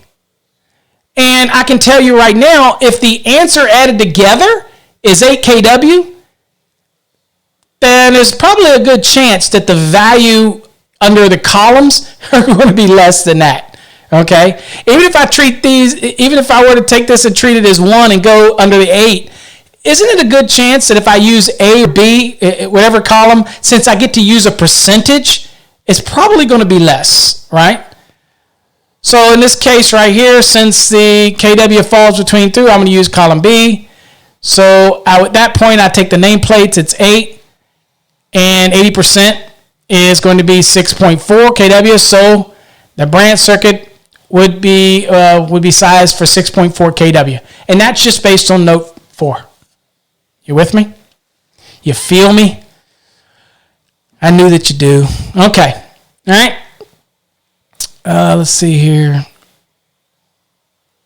And the one beautiful thing here is I think that I'm adding 2 together, so I'm using column B. Let's see here. What's next? Oh, note 5.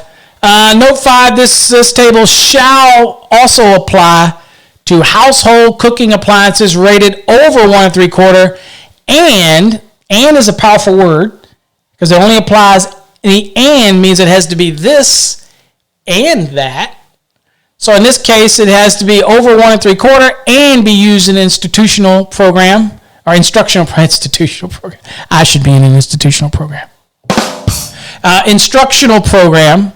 So this would be for schools, established instructional programs like home ec and whatnot. Now, who didn't enjoy home ec in high school? I enjoyed home ec in high school. Still can't cook, but I had no problem eating. All right. So, lastly, this is the one that I can tell you right now. I'm telling you without any equivocal, and Tim can chime in on this one. This is on an exam in the state of Lone Star. And I don't know where that is. Okay? And so what this is, whether it's in this one here, it's basically asking you and telling you that you have a 4-wire 3-phase system, but it supplies single-phase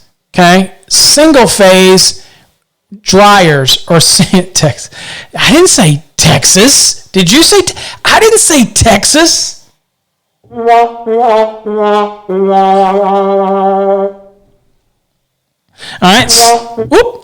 Too many wah-wahs. All right, so this is an application where I would do that, and this is pretty simple that people get lost in it, but it's really simple. And you could be asked any series of the 3 pieces in this. For example, let's say I had 20-unit apartment complex, and whether it's ranges or dryers, it works the same way. Here I've got ranges, and incidentally, those are ranges I drew. And I've got 20 ranges. They're 12 kW. No, I just realized this. Look, it says 12 kW dryers, even though I'm talking about ranges. Can you tell I use this slide for both the dryers and can you tell?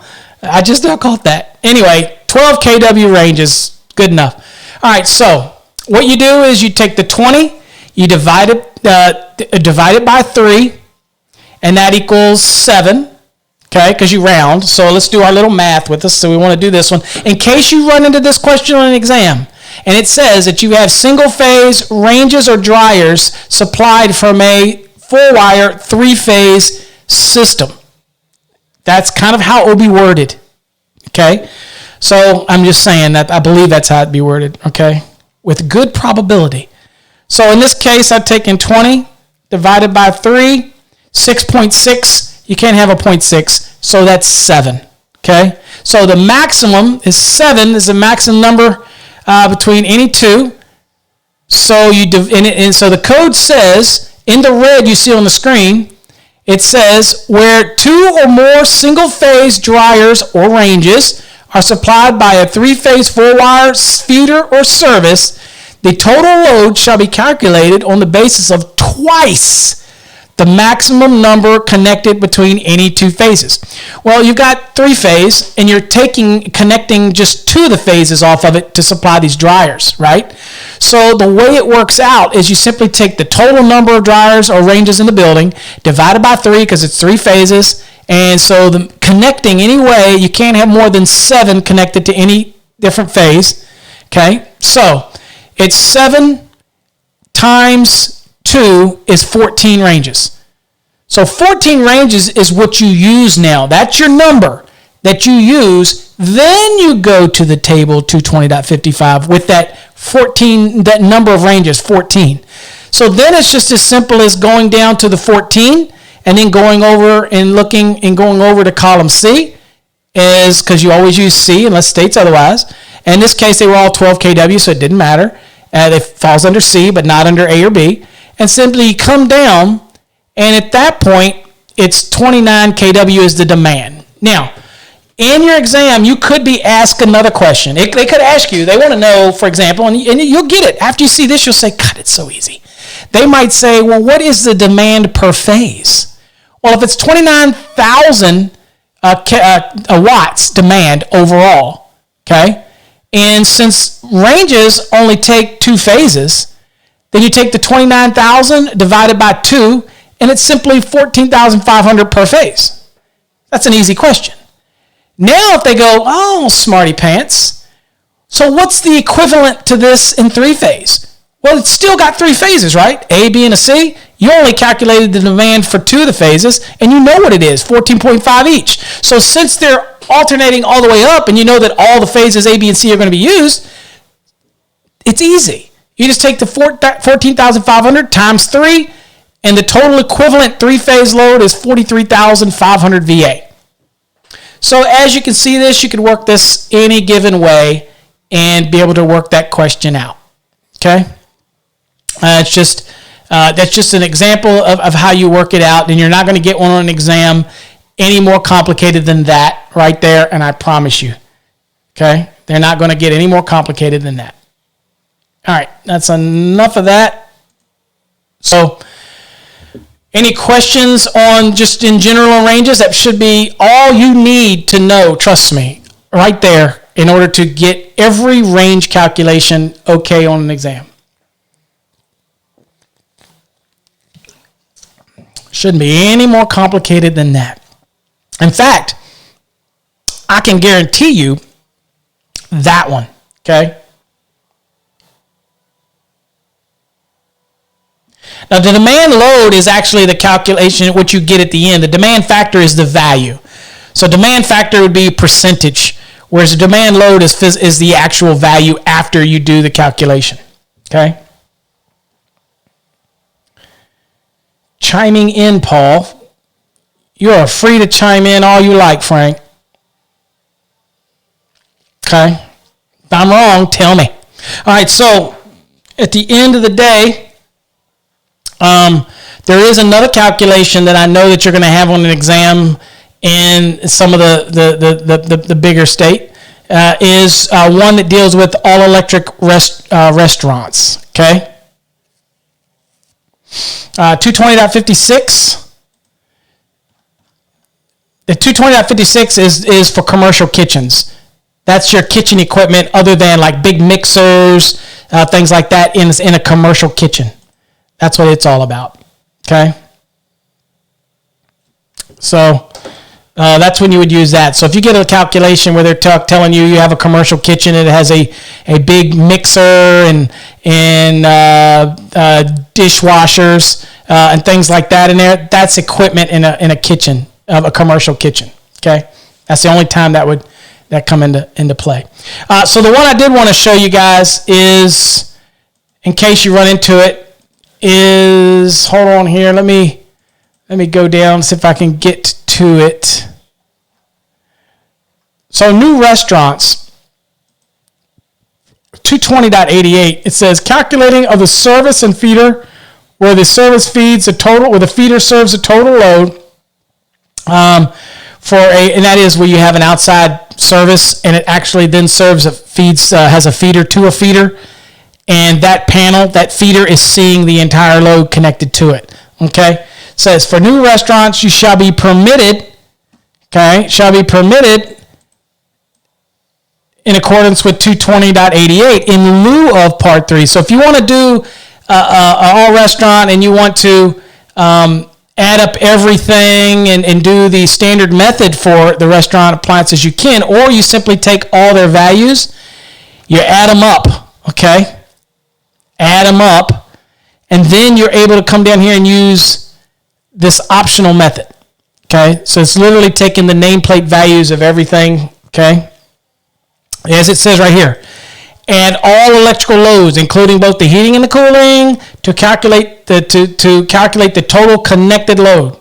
Okay, so you're literally adding everything up in order to come up all electrical loads and its value. Okay, all right, all electrical loads. Now you get to use this method here.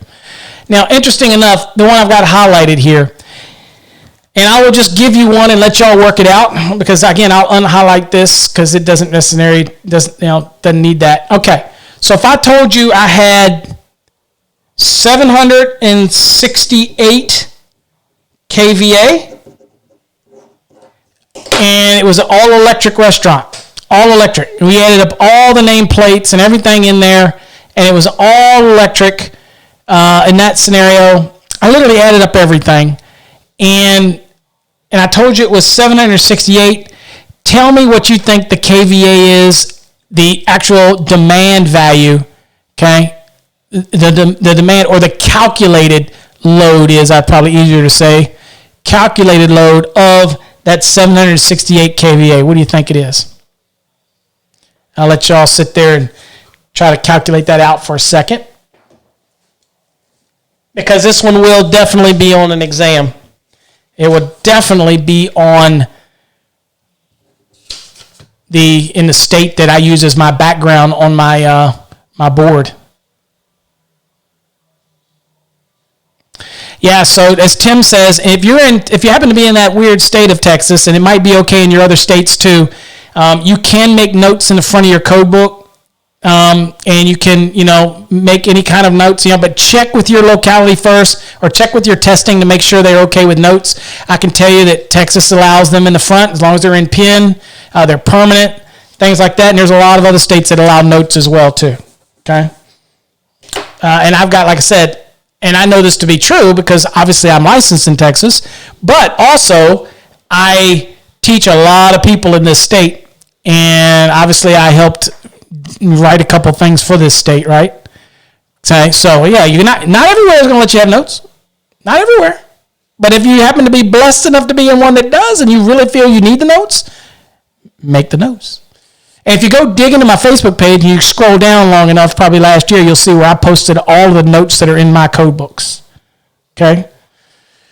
All right, so we got some values here. I haven't done it. So let me see. What did I tell y'all? 768. Okay, so I want to look here and let's see.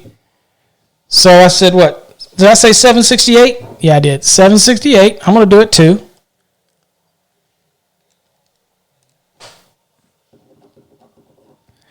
Okay. Oops, I turned my calculator off. Don't do that during your exam.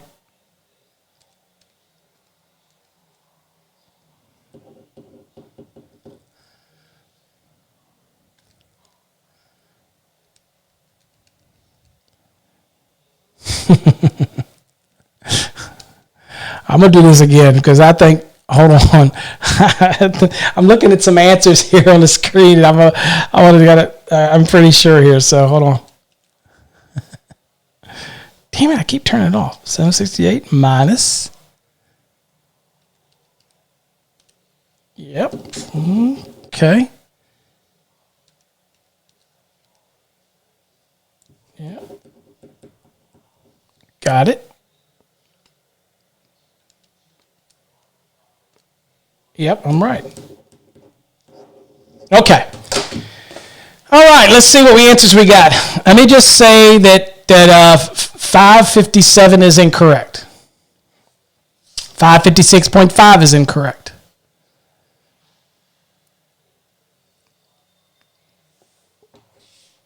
So I'm going to give you a second to look at this again and see where you might have gone wrong. I definitely don't want you to get this wrong on an exam. Okay. So I'm going to write this out on my paper so that I can show you this on the screen. 7.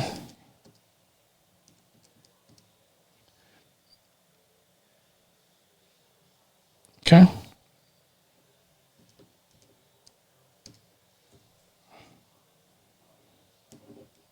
I don't know how do you do that. Hold on.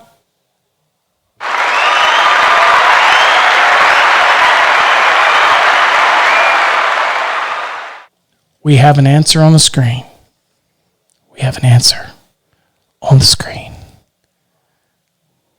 You ain't get it right, Katrina. Oh, you just thanking me for the training? You're welcome. All right, so I will say, I'm proud to say a Fast Tracks person got it. And it is 394. And just so everybody knows, because a lot of people get this question wrong in the exam, and I know this because we looked at how these analytics work when we're reviewing these exams. And again, it says amount over 325, if you look in the middle, because yours 768 falls between that 326 and 800. So you go over to the right, you see it says 50%. Okay, it's 50% of the amount that's over 325.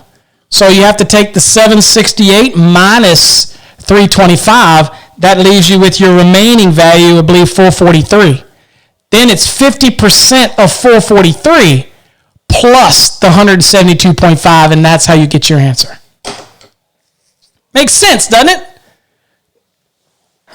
It will make sense now when you look at it and you go, oh, damn, it makes so much sense now, but it didn't make sense a minute ago, right?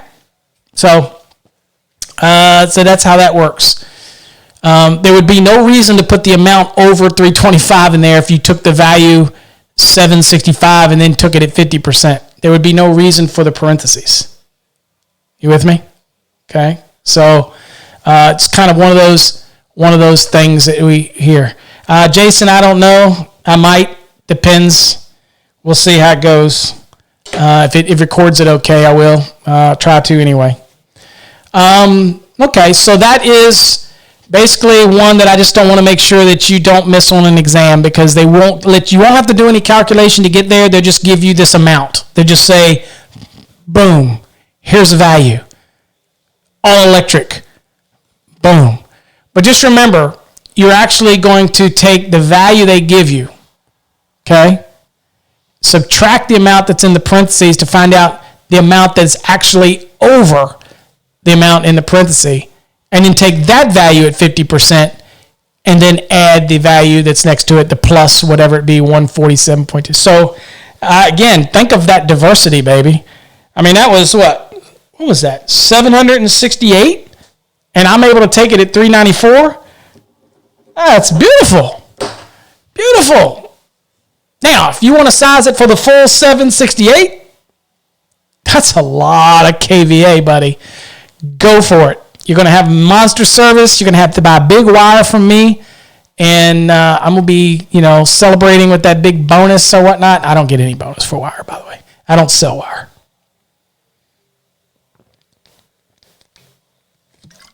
But there's a lot of space right here underneath this one.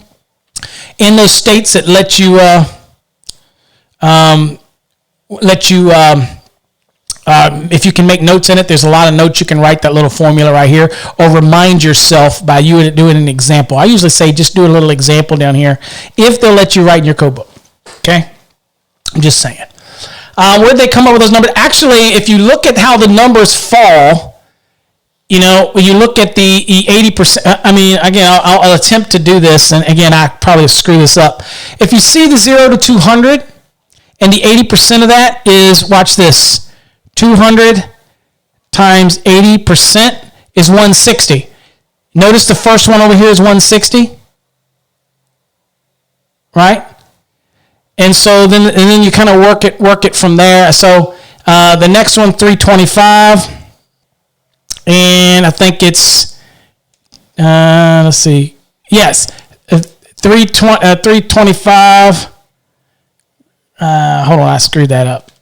Can't remember, how did I say? Anyway, they build on top of each other. See how the 200 in here is same as the 200 here? See the 325? Oh, wait a minute, you can't see that. Hold on.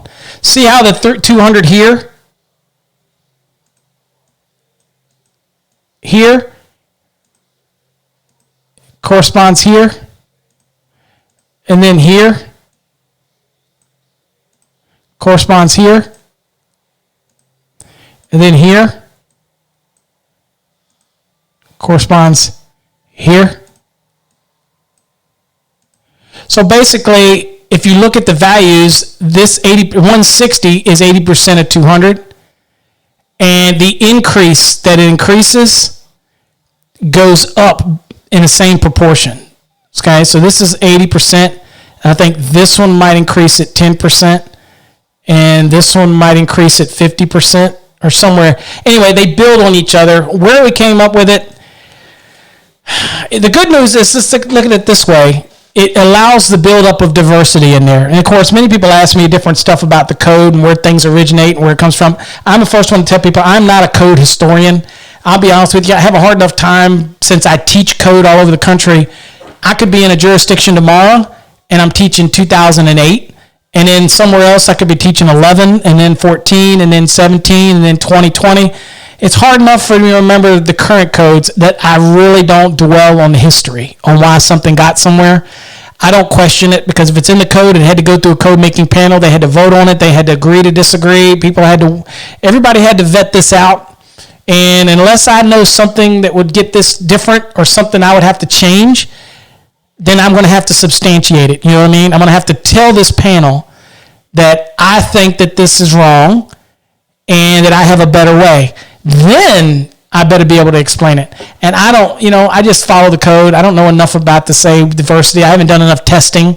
All I know is I'm kind of happy that I only get to use 394 kVA and I don't have to use 768.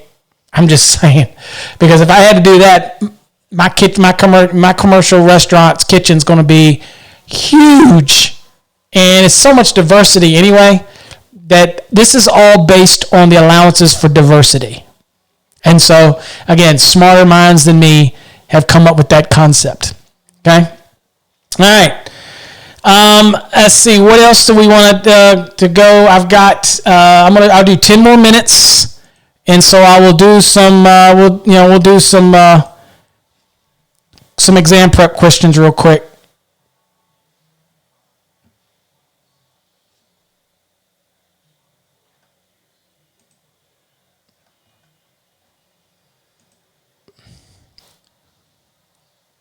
And see what we get here. Okay. All right, let's see here. Now, this is the Fast Tracks program, those that are very familiar with this, those that are in the Fast Tracks program.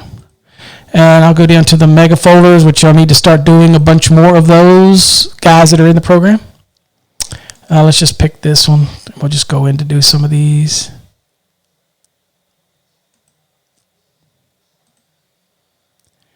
And because of what I just did, guys, I'm going to have to... Hold on here. I don't know what I just did here. Hold on. Bear with me here. Let me see if I can...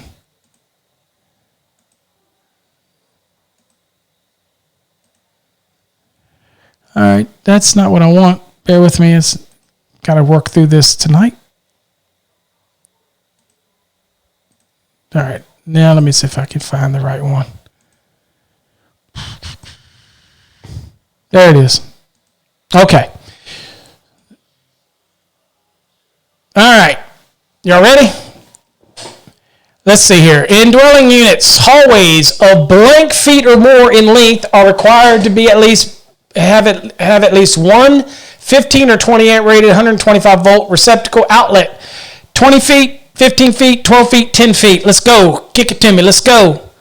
Y'all know this one. This is one that's going to buy you that time on an exam. Ella, 10 says 10 feet. Y'all agree? I agree. That is in 210.52. I believe it's H, but I'm not 100% sure. So let's go to the code book and see how good my memory is. Probably not that good anymore. It's like Jell-O. But we'll go look and see if it's 210. And let's see what we got here. Let's just see here.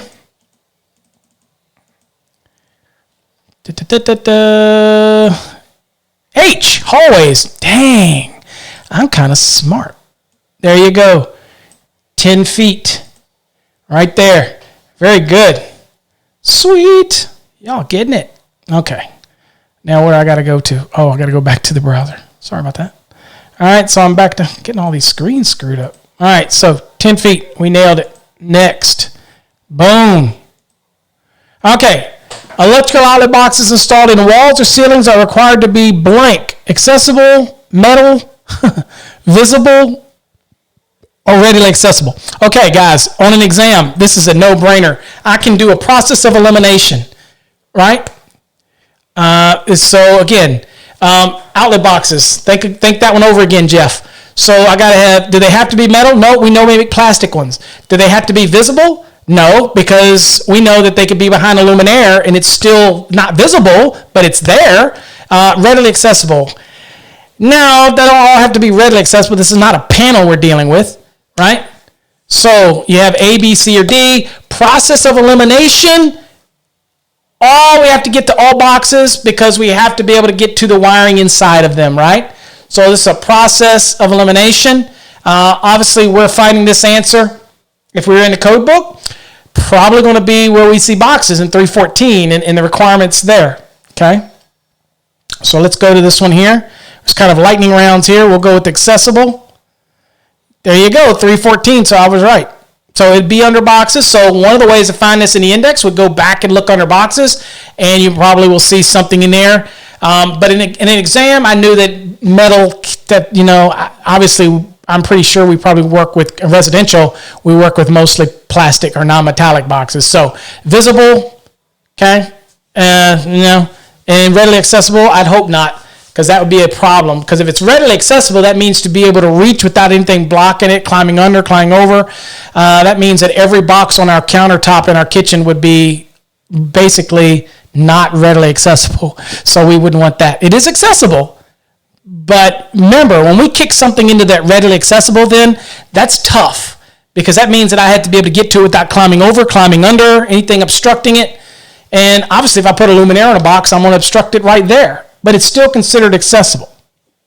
Interesting enough, inside of a recess can, you can pull the guts out of the middle. The box is still considered accessible. It doesn't have to be readily accessible.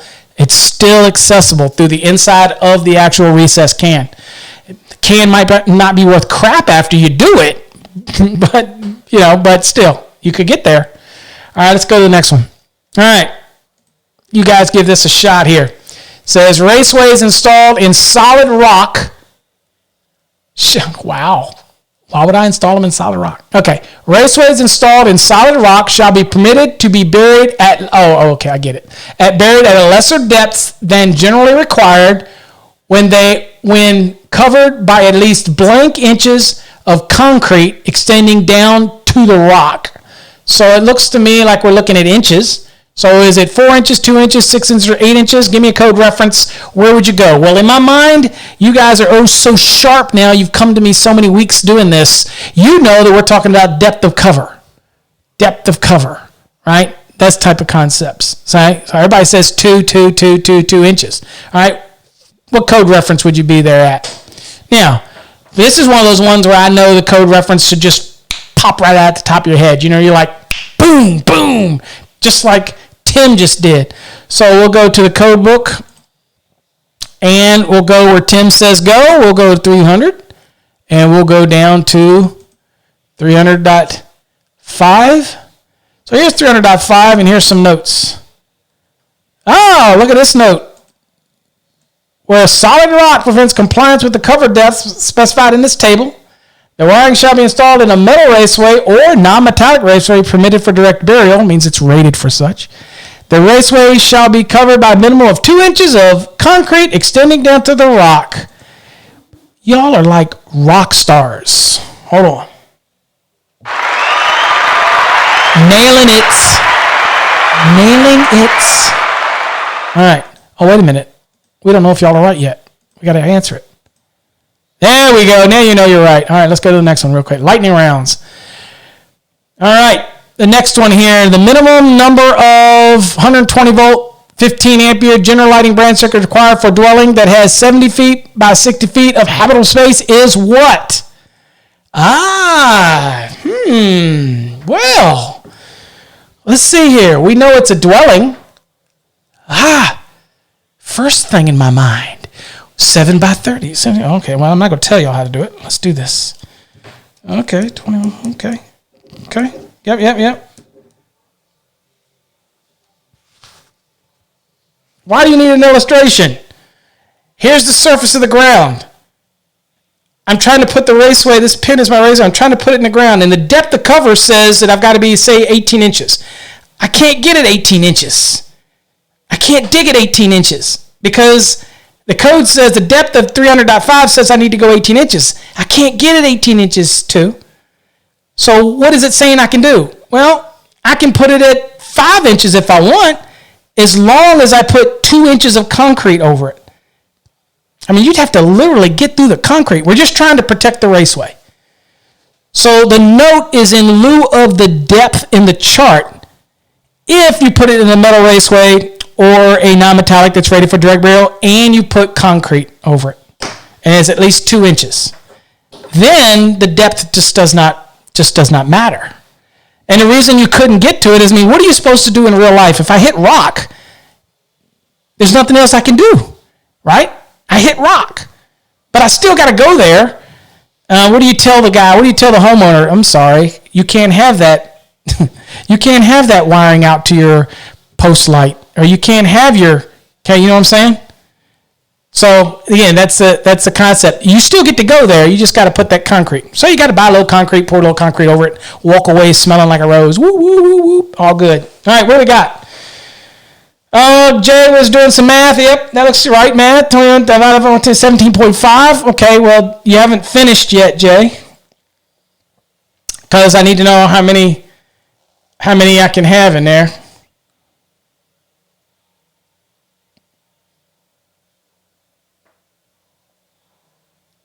Or maybe you did answer it. Maybe you did answer. Okay, let's answer.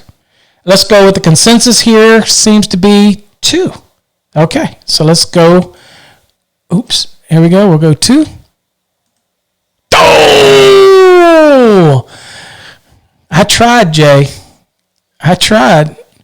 So 70 by 30, 2100 times 3 VA is 6,300 VA. Remember, I said that 70-30, you got to take that into the account. But again, it's still 3 VA per square foot. Then once you're 3 VA per square foot, then you have to find out what the actual VA is. The VA is for the circuit. And so to find the VA for the circuit, it's just 15 times 120. So it's 1,800. Once you have the 1,800, then you divide that into the 6,300. That's going to tell you the circuit you need. Okay? I think you would have got it, but I didn't want to wait. I wanted to do it. When I saw all the 2s going, all the 2 going, and then I saw Jay work that out, I was like, really, Jay? You got more than that? Give me a little more. Come on, work it. I think the biggest thing on an exam is that we forgot that it's still 3 VA per square foot. Remember, that's why I said at the beginning it's a dwelling unit? There's the only reason they gave me a 70 by 30 should tell me that I got to do the calculation first, but it's still a dwelling unit, so I still have 3 VA per square foot. Then I do the calc on that. That's okay. That's why I answered it. I figured you probably figure it out, and then get it after there. Okay, that's a good one. All right, let's just do another one here. I like that one. All right, here you go. When the heating, air conditioning, and refrigeration equipment are installed on the roof of an apartment complex. Okay. All right. A 125 volt, 15 or 20 ampere rated receptacle outlet, A, may be connected to the line side of the equipment. This connection means if the outlet is GFCI protected. 2, B, shall be installed on the roof where the equipment is located and not more than 75 feet from the unit. 3, or C, is not required by the NEC. And then 4, or D, shall be located on the same level and within 25 feet of the heating, air conditioning, refrigerator equipment. Again, this is a process of elimination. Obviously, you're not going to connect on the line side, of those units. 2, obviously 75 feet is too far away. Obviously, the code's going to have requirements on this, so C is just totally whack job there. And you should know that the 25-foot rule. Now, here's your question. The code reference. And Tim already found the code reference. So 210.63. Okay? So very good. And there's 210.63. Very good. Y'all will notice that those that are not in the Fast Track program, this does give you 14 and 17 code in the practice stuff. The material in Fast Tracks is very much driven towards the 2017 code. Doesn't mean you can't be on the 14 and still pass using it. It's just kind of be aware of that. But when you do the practice, and there's literally hundreds and hundreds and hundreds of practice questions, they're going to give it you both 17 and 14 just so you can look it up. Okay. Ready for another one here? Make sure I'm on it, and it's not on me. Okay. Where non-metallic sheath cable NM is run at angles with joists, and it should say right angles or perpendicular, with joists in unfinished basements, the smallest 3 conductors cable permitted to be installed directly to the lower edge of the joist is size what? Like Tim Gravy. Tim, was this already in the unit you done already? So y'all got an unfair advantage. So in this case, 12, 6, 8, and 10. What's the code section? Where do you find it? Well, obviously it's talking about non-metallic sheath cable, so it's not a whole big brainer to think I'm going to be in 334. That's so important. It used to be I told people I would teach them how to do, what do they think called? Cards. Daggone, I'm drawing a blank. Flip cards. Index cards. Well, the Fast Track program has them already built into it. And I don't know how often y'all use it. Tim, Jay, Jeff. I don't know if y'all use the flip cards any. But the flip cards are something when you start getting towards your closer time, then you go down to the right on your console and choose the flip, the little index cards, and just keep watching those and keep working through those. That's something you would do as a relaxing thing in the last week or so before your exam. It just kind of breaks it up a little bit and starts putting these things in your brain. Okay? So anyway, the consensus is, and it's 334.15, so we're going to go with the answer C. There you go, 334.15. Beautiful. All right, guys, here. All 125 volt single phase, 15 and 20 ampere rated receptacles installed in residential garages shall be blank. 1, protected by a listed arc fault interrupter. 2, provided with ground fault circuit interrupter protection. So, is it both 1 and 2? Is it 1 only? Is it neither 1 nor 2? Or is it 2 only? So A, B, C, or D, what do you think it is, and what's your code reference? Hit me with it. Hit me with it. Y'all got this one. Okay. Ronbo. He says A, coming out of nowhere with the A. So are we requiring arc fault circuit interrupters in garages? Are we there yet? Are we already requiring AFCIs in garages yet? Are we there yet? We do know what is required in a garage. He says not yet. Is it coming? Is it coming?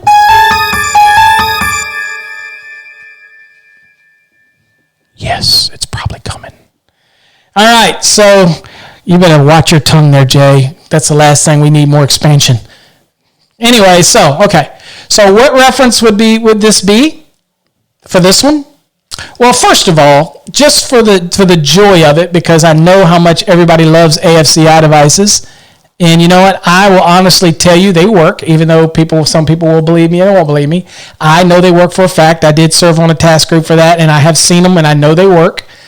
But here you see the rooms that it's required at. It says all 120 volt. And remember, the question itself too, guys. This is the big point I want to make.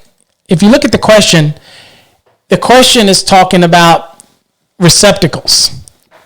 And AFCIs, this is a good point to remember in exams, in life. In life, I'm going to give you some life wisdom exam, right? Or whatever I'm going to give you right now. Okay?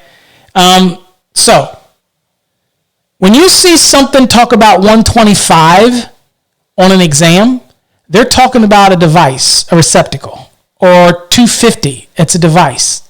When you see something on a question or whatever that talks about 120 or 240, then it's talking about the circuit. So in this case, it's a 125 question. So we know we're talking about receptacle applications. And then tie that with the fact that we're talking about a garage, and we're not talking about the circuits in a garage. Okay, we're talking about garage, and we're tying it to receptacles. Okay, and while AFCIs are available in receptacles as well as circuit breakers, it would have been a process of elimination for me. On an exam, I know and you know that we know that it would be in a garage for GFCI. However, the one that you would question right off the bat would be AFCI.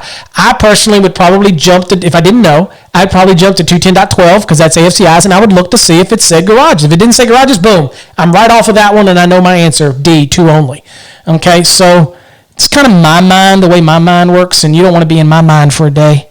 I had a guy call me up and said, God, I wish I could plug a zip drive in there. I'm like, trust me, dude, you don't want to be in here. You don't want to be in here. It's a dark place.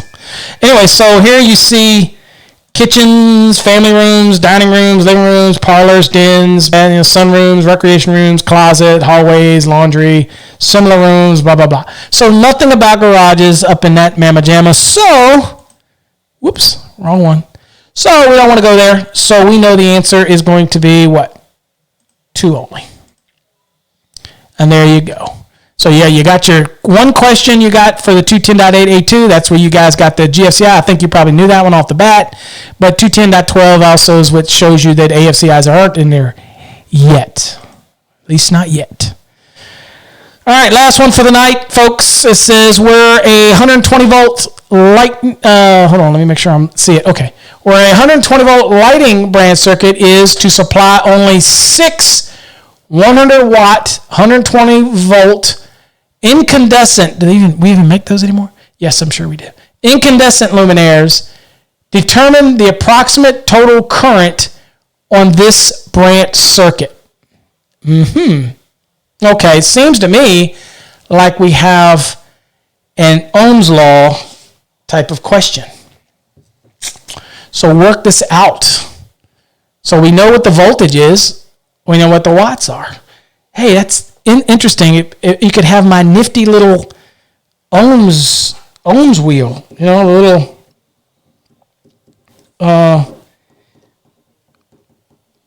note to self. And the little wheel there. My little wheelie wheel. Okay. So if I have it and I know it's 100 watts. There's 6 of them, but you know what I mean. So 100 watts, and I divide that. Well, I'm telling y'all what to do, but you know what to do. And 120 times 6 of them. Okay. So again, this is a rounding component here. This is a rounding component. You know, if you got a 0.9, you know what you got to do, right? So what do you think it is? Let's see. We got B, B, B, B. Everybody's on B. Boom. Y'all are too good. Y'all do not need me anymore. So there you go. I did it individually. I did 100, okay, and I divided that into 120.83, did that times 6, and then it's 4.9. I rounded up to 5. But again, you can take them all as one, add them up, 600 watts, Do it that way. Divide it into 120. There you go. It's a way to do it too. All right. Because I know we all have lives and we have to get back to it. And I'm thinking my wife wants to have a little time with her husband. God, can you imagine that with me? And hopefully y'all got something out tonight. The range one is real important for me to make sure you do that because, again, you'll have at least anywhere between probably 5 to 6 questions on the exam that might have something to do with ranges. Okay. What did it say? One more for the drawing. Oh, add you to the drawing. Okay. Okay. Y'all can thank Tim for this one. I will go and do one more and add the to whoever gets this, the first answer. Okay, so whoever gets this next one, I have no idea what it is. You've got to give me A, B, C, or D, and you have to give me the code reference. And I mean the entire code reference. Not in 2 posts. I need it in 1 post. Y'all ready? Okay, let's do it. All right, go. In the dwelling unit, you can't just give me the answer. You got to give me the whole thing. Answer in the code section. If you give me in 2 pieces, I'm not going to count it. In a dwelling unit, bedroom, any wall space that is at least blank feet or more in the width must be provided with a general use receptacle. Oh my God, this is so easy. So find it. Where's it at? Give me the reference. A, B, C, or D in the code reference. Go, go. I'm putting on some music for you.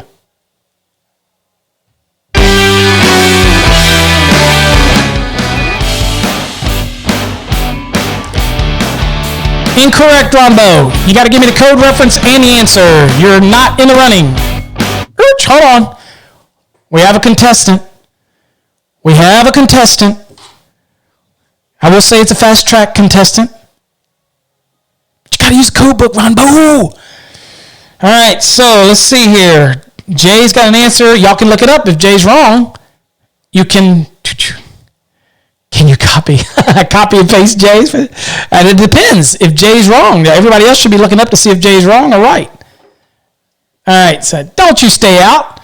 All right, say, let's see here.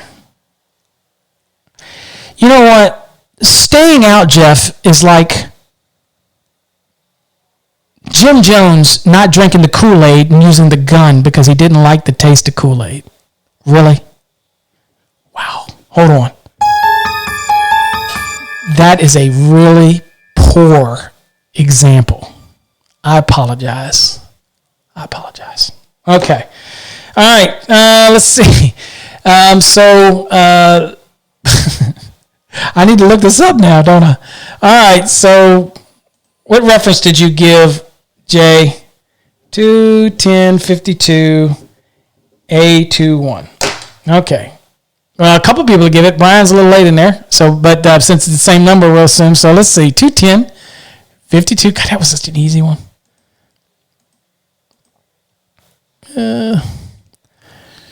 210. Where in the world am I at? God, he can be a good reason for me not to use this electronic version. Be glad you don't take a test with this. All right. So A21, 2 feet. All right. Congratulations, Jay. Added to the list. Okay. Believe we have Tim's on that list. Jeff's on that list already. I think Jay's on that list. And Danny's on that list. Where's Danny tonight? Okay. I don't know where Danny is tonight. Hope he's okay. Also, so I'll end on this one, guys, but I do want to say something to everybody. And on a serious note, I hope and pray that all of you are being safe. We're in a funky time right now. I know we've been in other things and flus and all, but the world has not gone nearly as crazy as it seems to have been in the last couple weeks. And again, when you have people dying, I know that I said in one of my podcasts that the common flu and all this kind of kills people, but I mean, this is getting kind of unprecedented. So, we lost Joe Diffie, we're losing all kinds of people. Social distancing, I didn't even know what that was until I didn't know what that was. I thought social distancing simply meant that people took a whiff of me and realized that I didn't shower, and they just wanted to not socially be around me. I didn't realize it was actually something. So at the end of the day, be careful out there. I hope all of you stay safe. Be thinking of all of you, and really practice that social distancing. Don't take risks, and don't take a risk. I don't want to hear about any of you getting sick or anything like that. Stay healthy, and if anybody out there around you that has it, pray for them. Whether you're religious or not, I like to believe it. Whether you believe in something, you don't have to believe in what I believe in, but at least believe in something, because it gets pretty daggone bleak out there if you're going through life believing in nothing. Believe in something, okay? And if you're an atheist, at least you believe in that, so there's something for you. So at the end of the day, folks, thank y'all. Stay safe. I'm glad we could do this. Hopefully you got something out of it. Feel free to email me at any time. You need any clarification or need anything or anything from me, please do reach out to me. Email. I do answer my emails. I do try to answer everything that I get, and I enjoy the interaction, whether I have 10 people in a room or 100 people in a room. It doesn't matter to me. It's about each and every one of you. So I appreciate you. Those that are in the Fast Tracks course, I appreciate you for believing in the program. I'm hoping it's helping you. Remember, I'm still there anytime you need me. And hopefully I've answered your questions for you. I don't want to do the work for you, because I want you to learn and I want you to read the material, but hopefully you get something out of it. So I appreciate every one of you.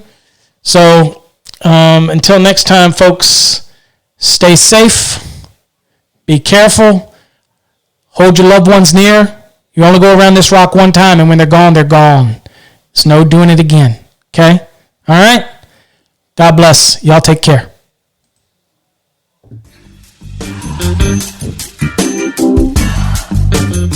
You've been listening to Electrician Live with your host, Paul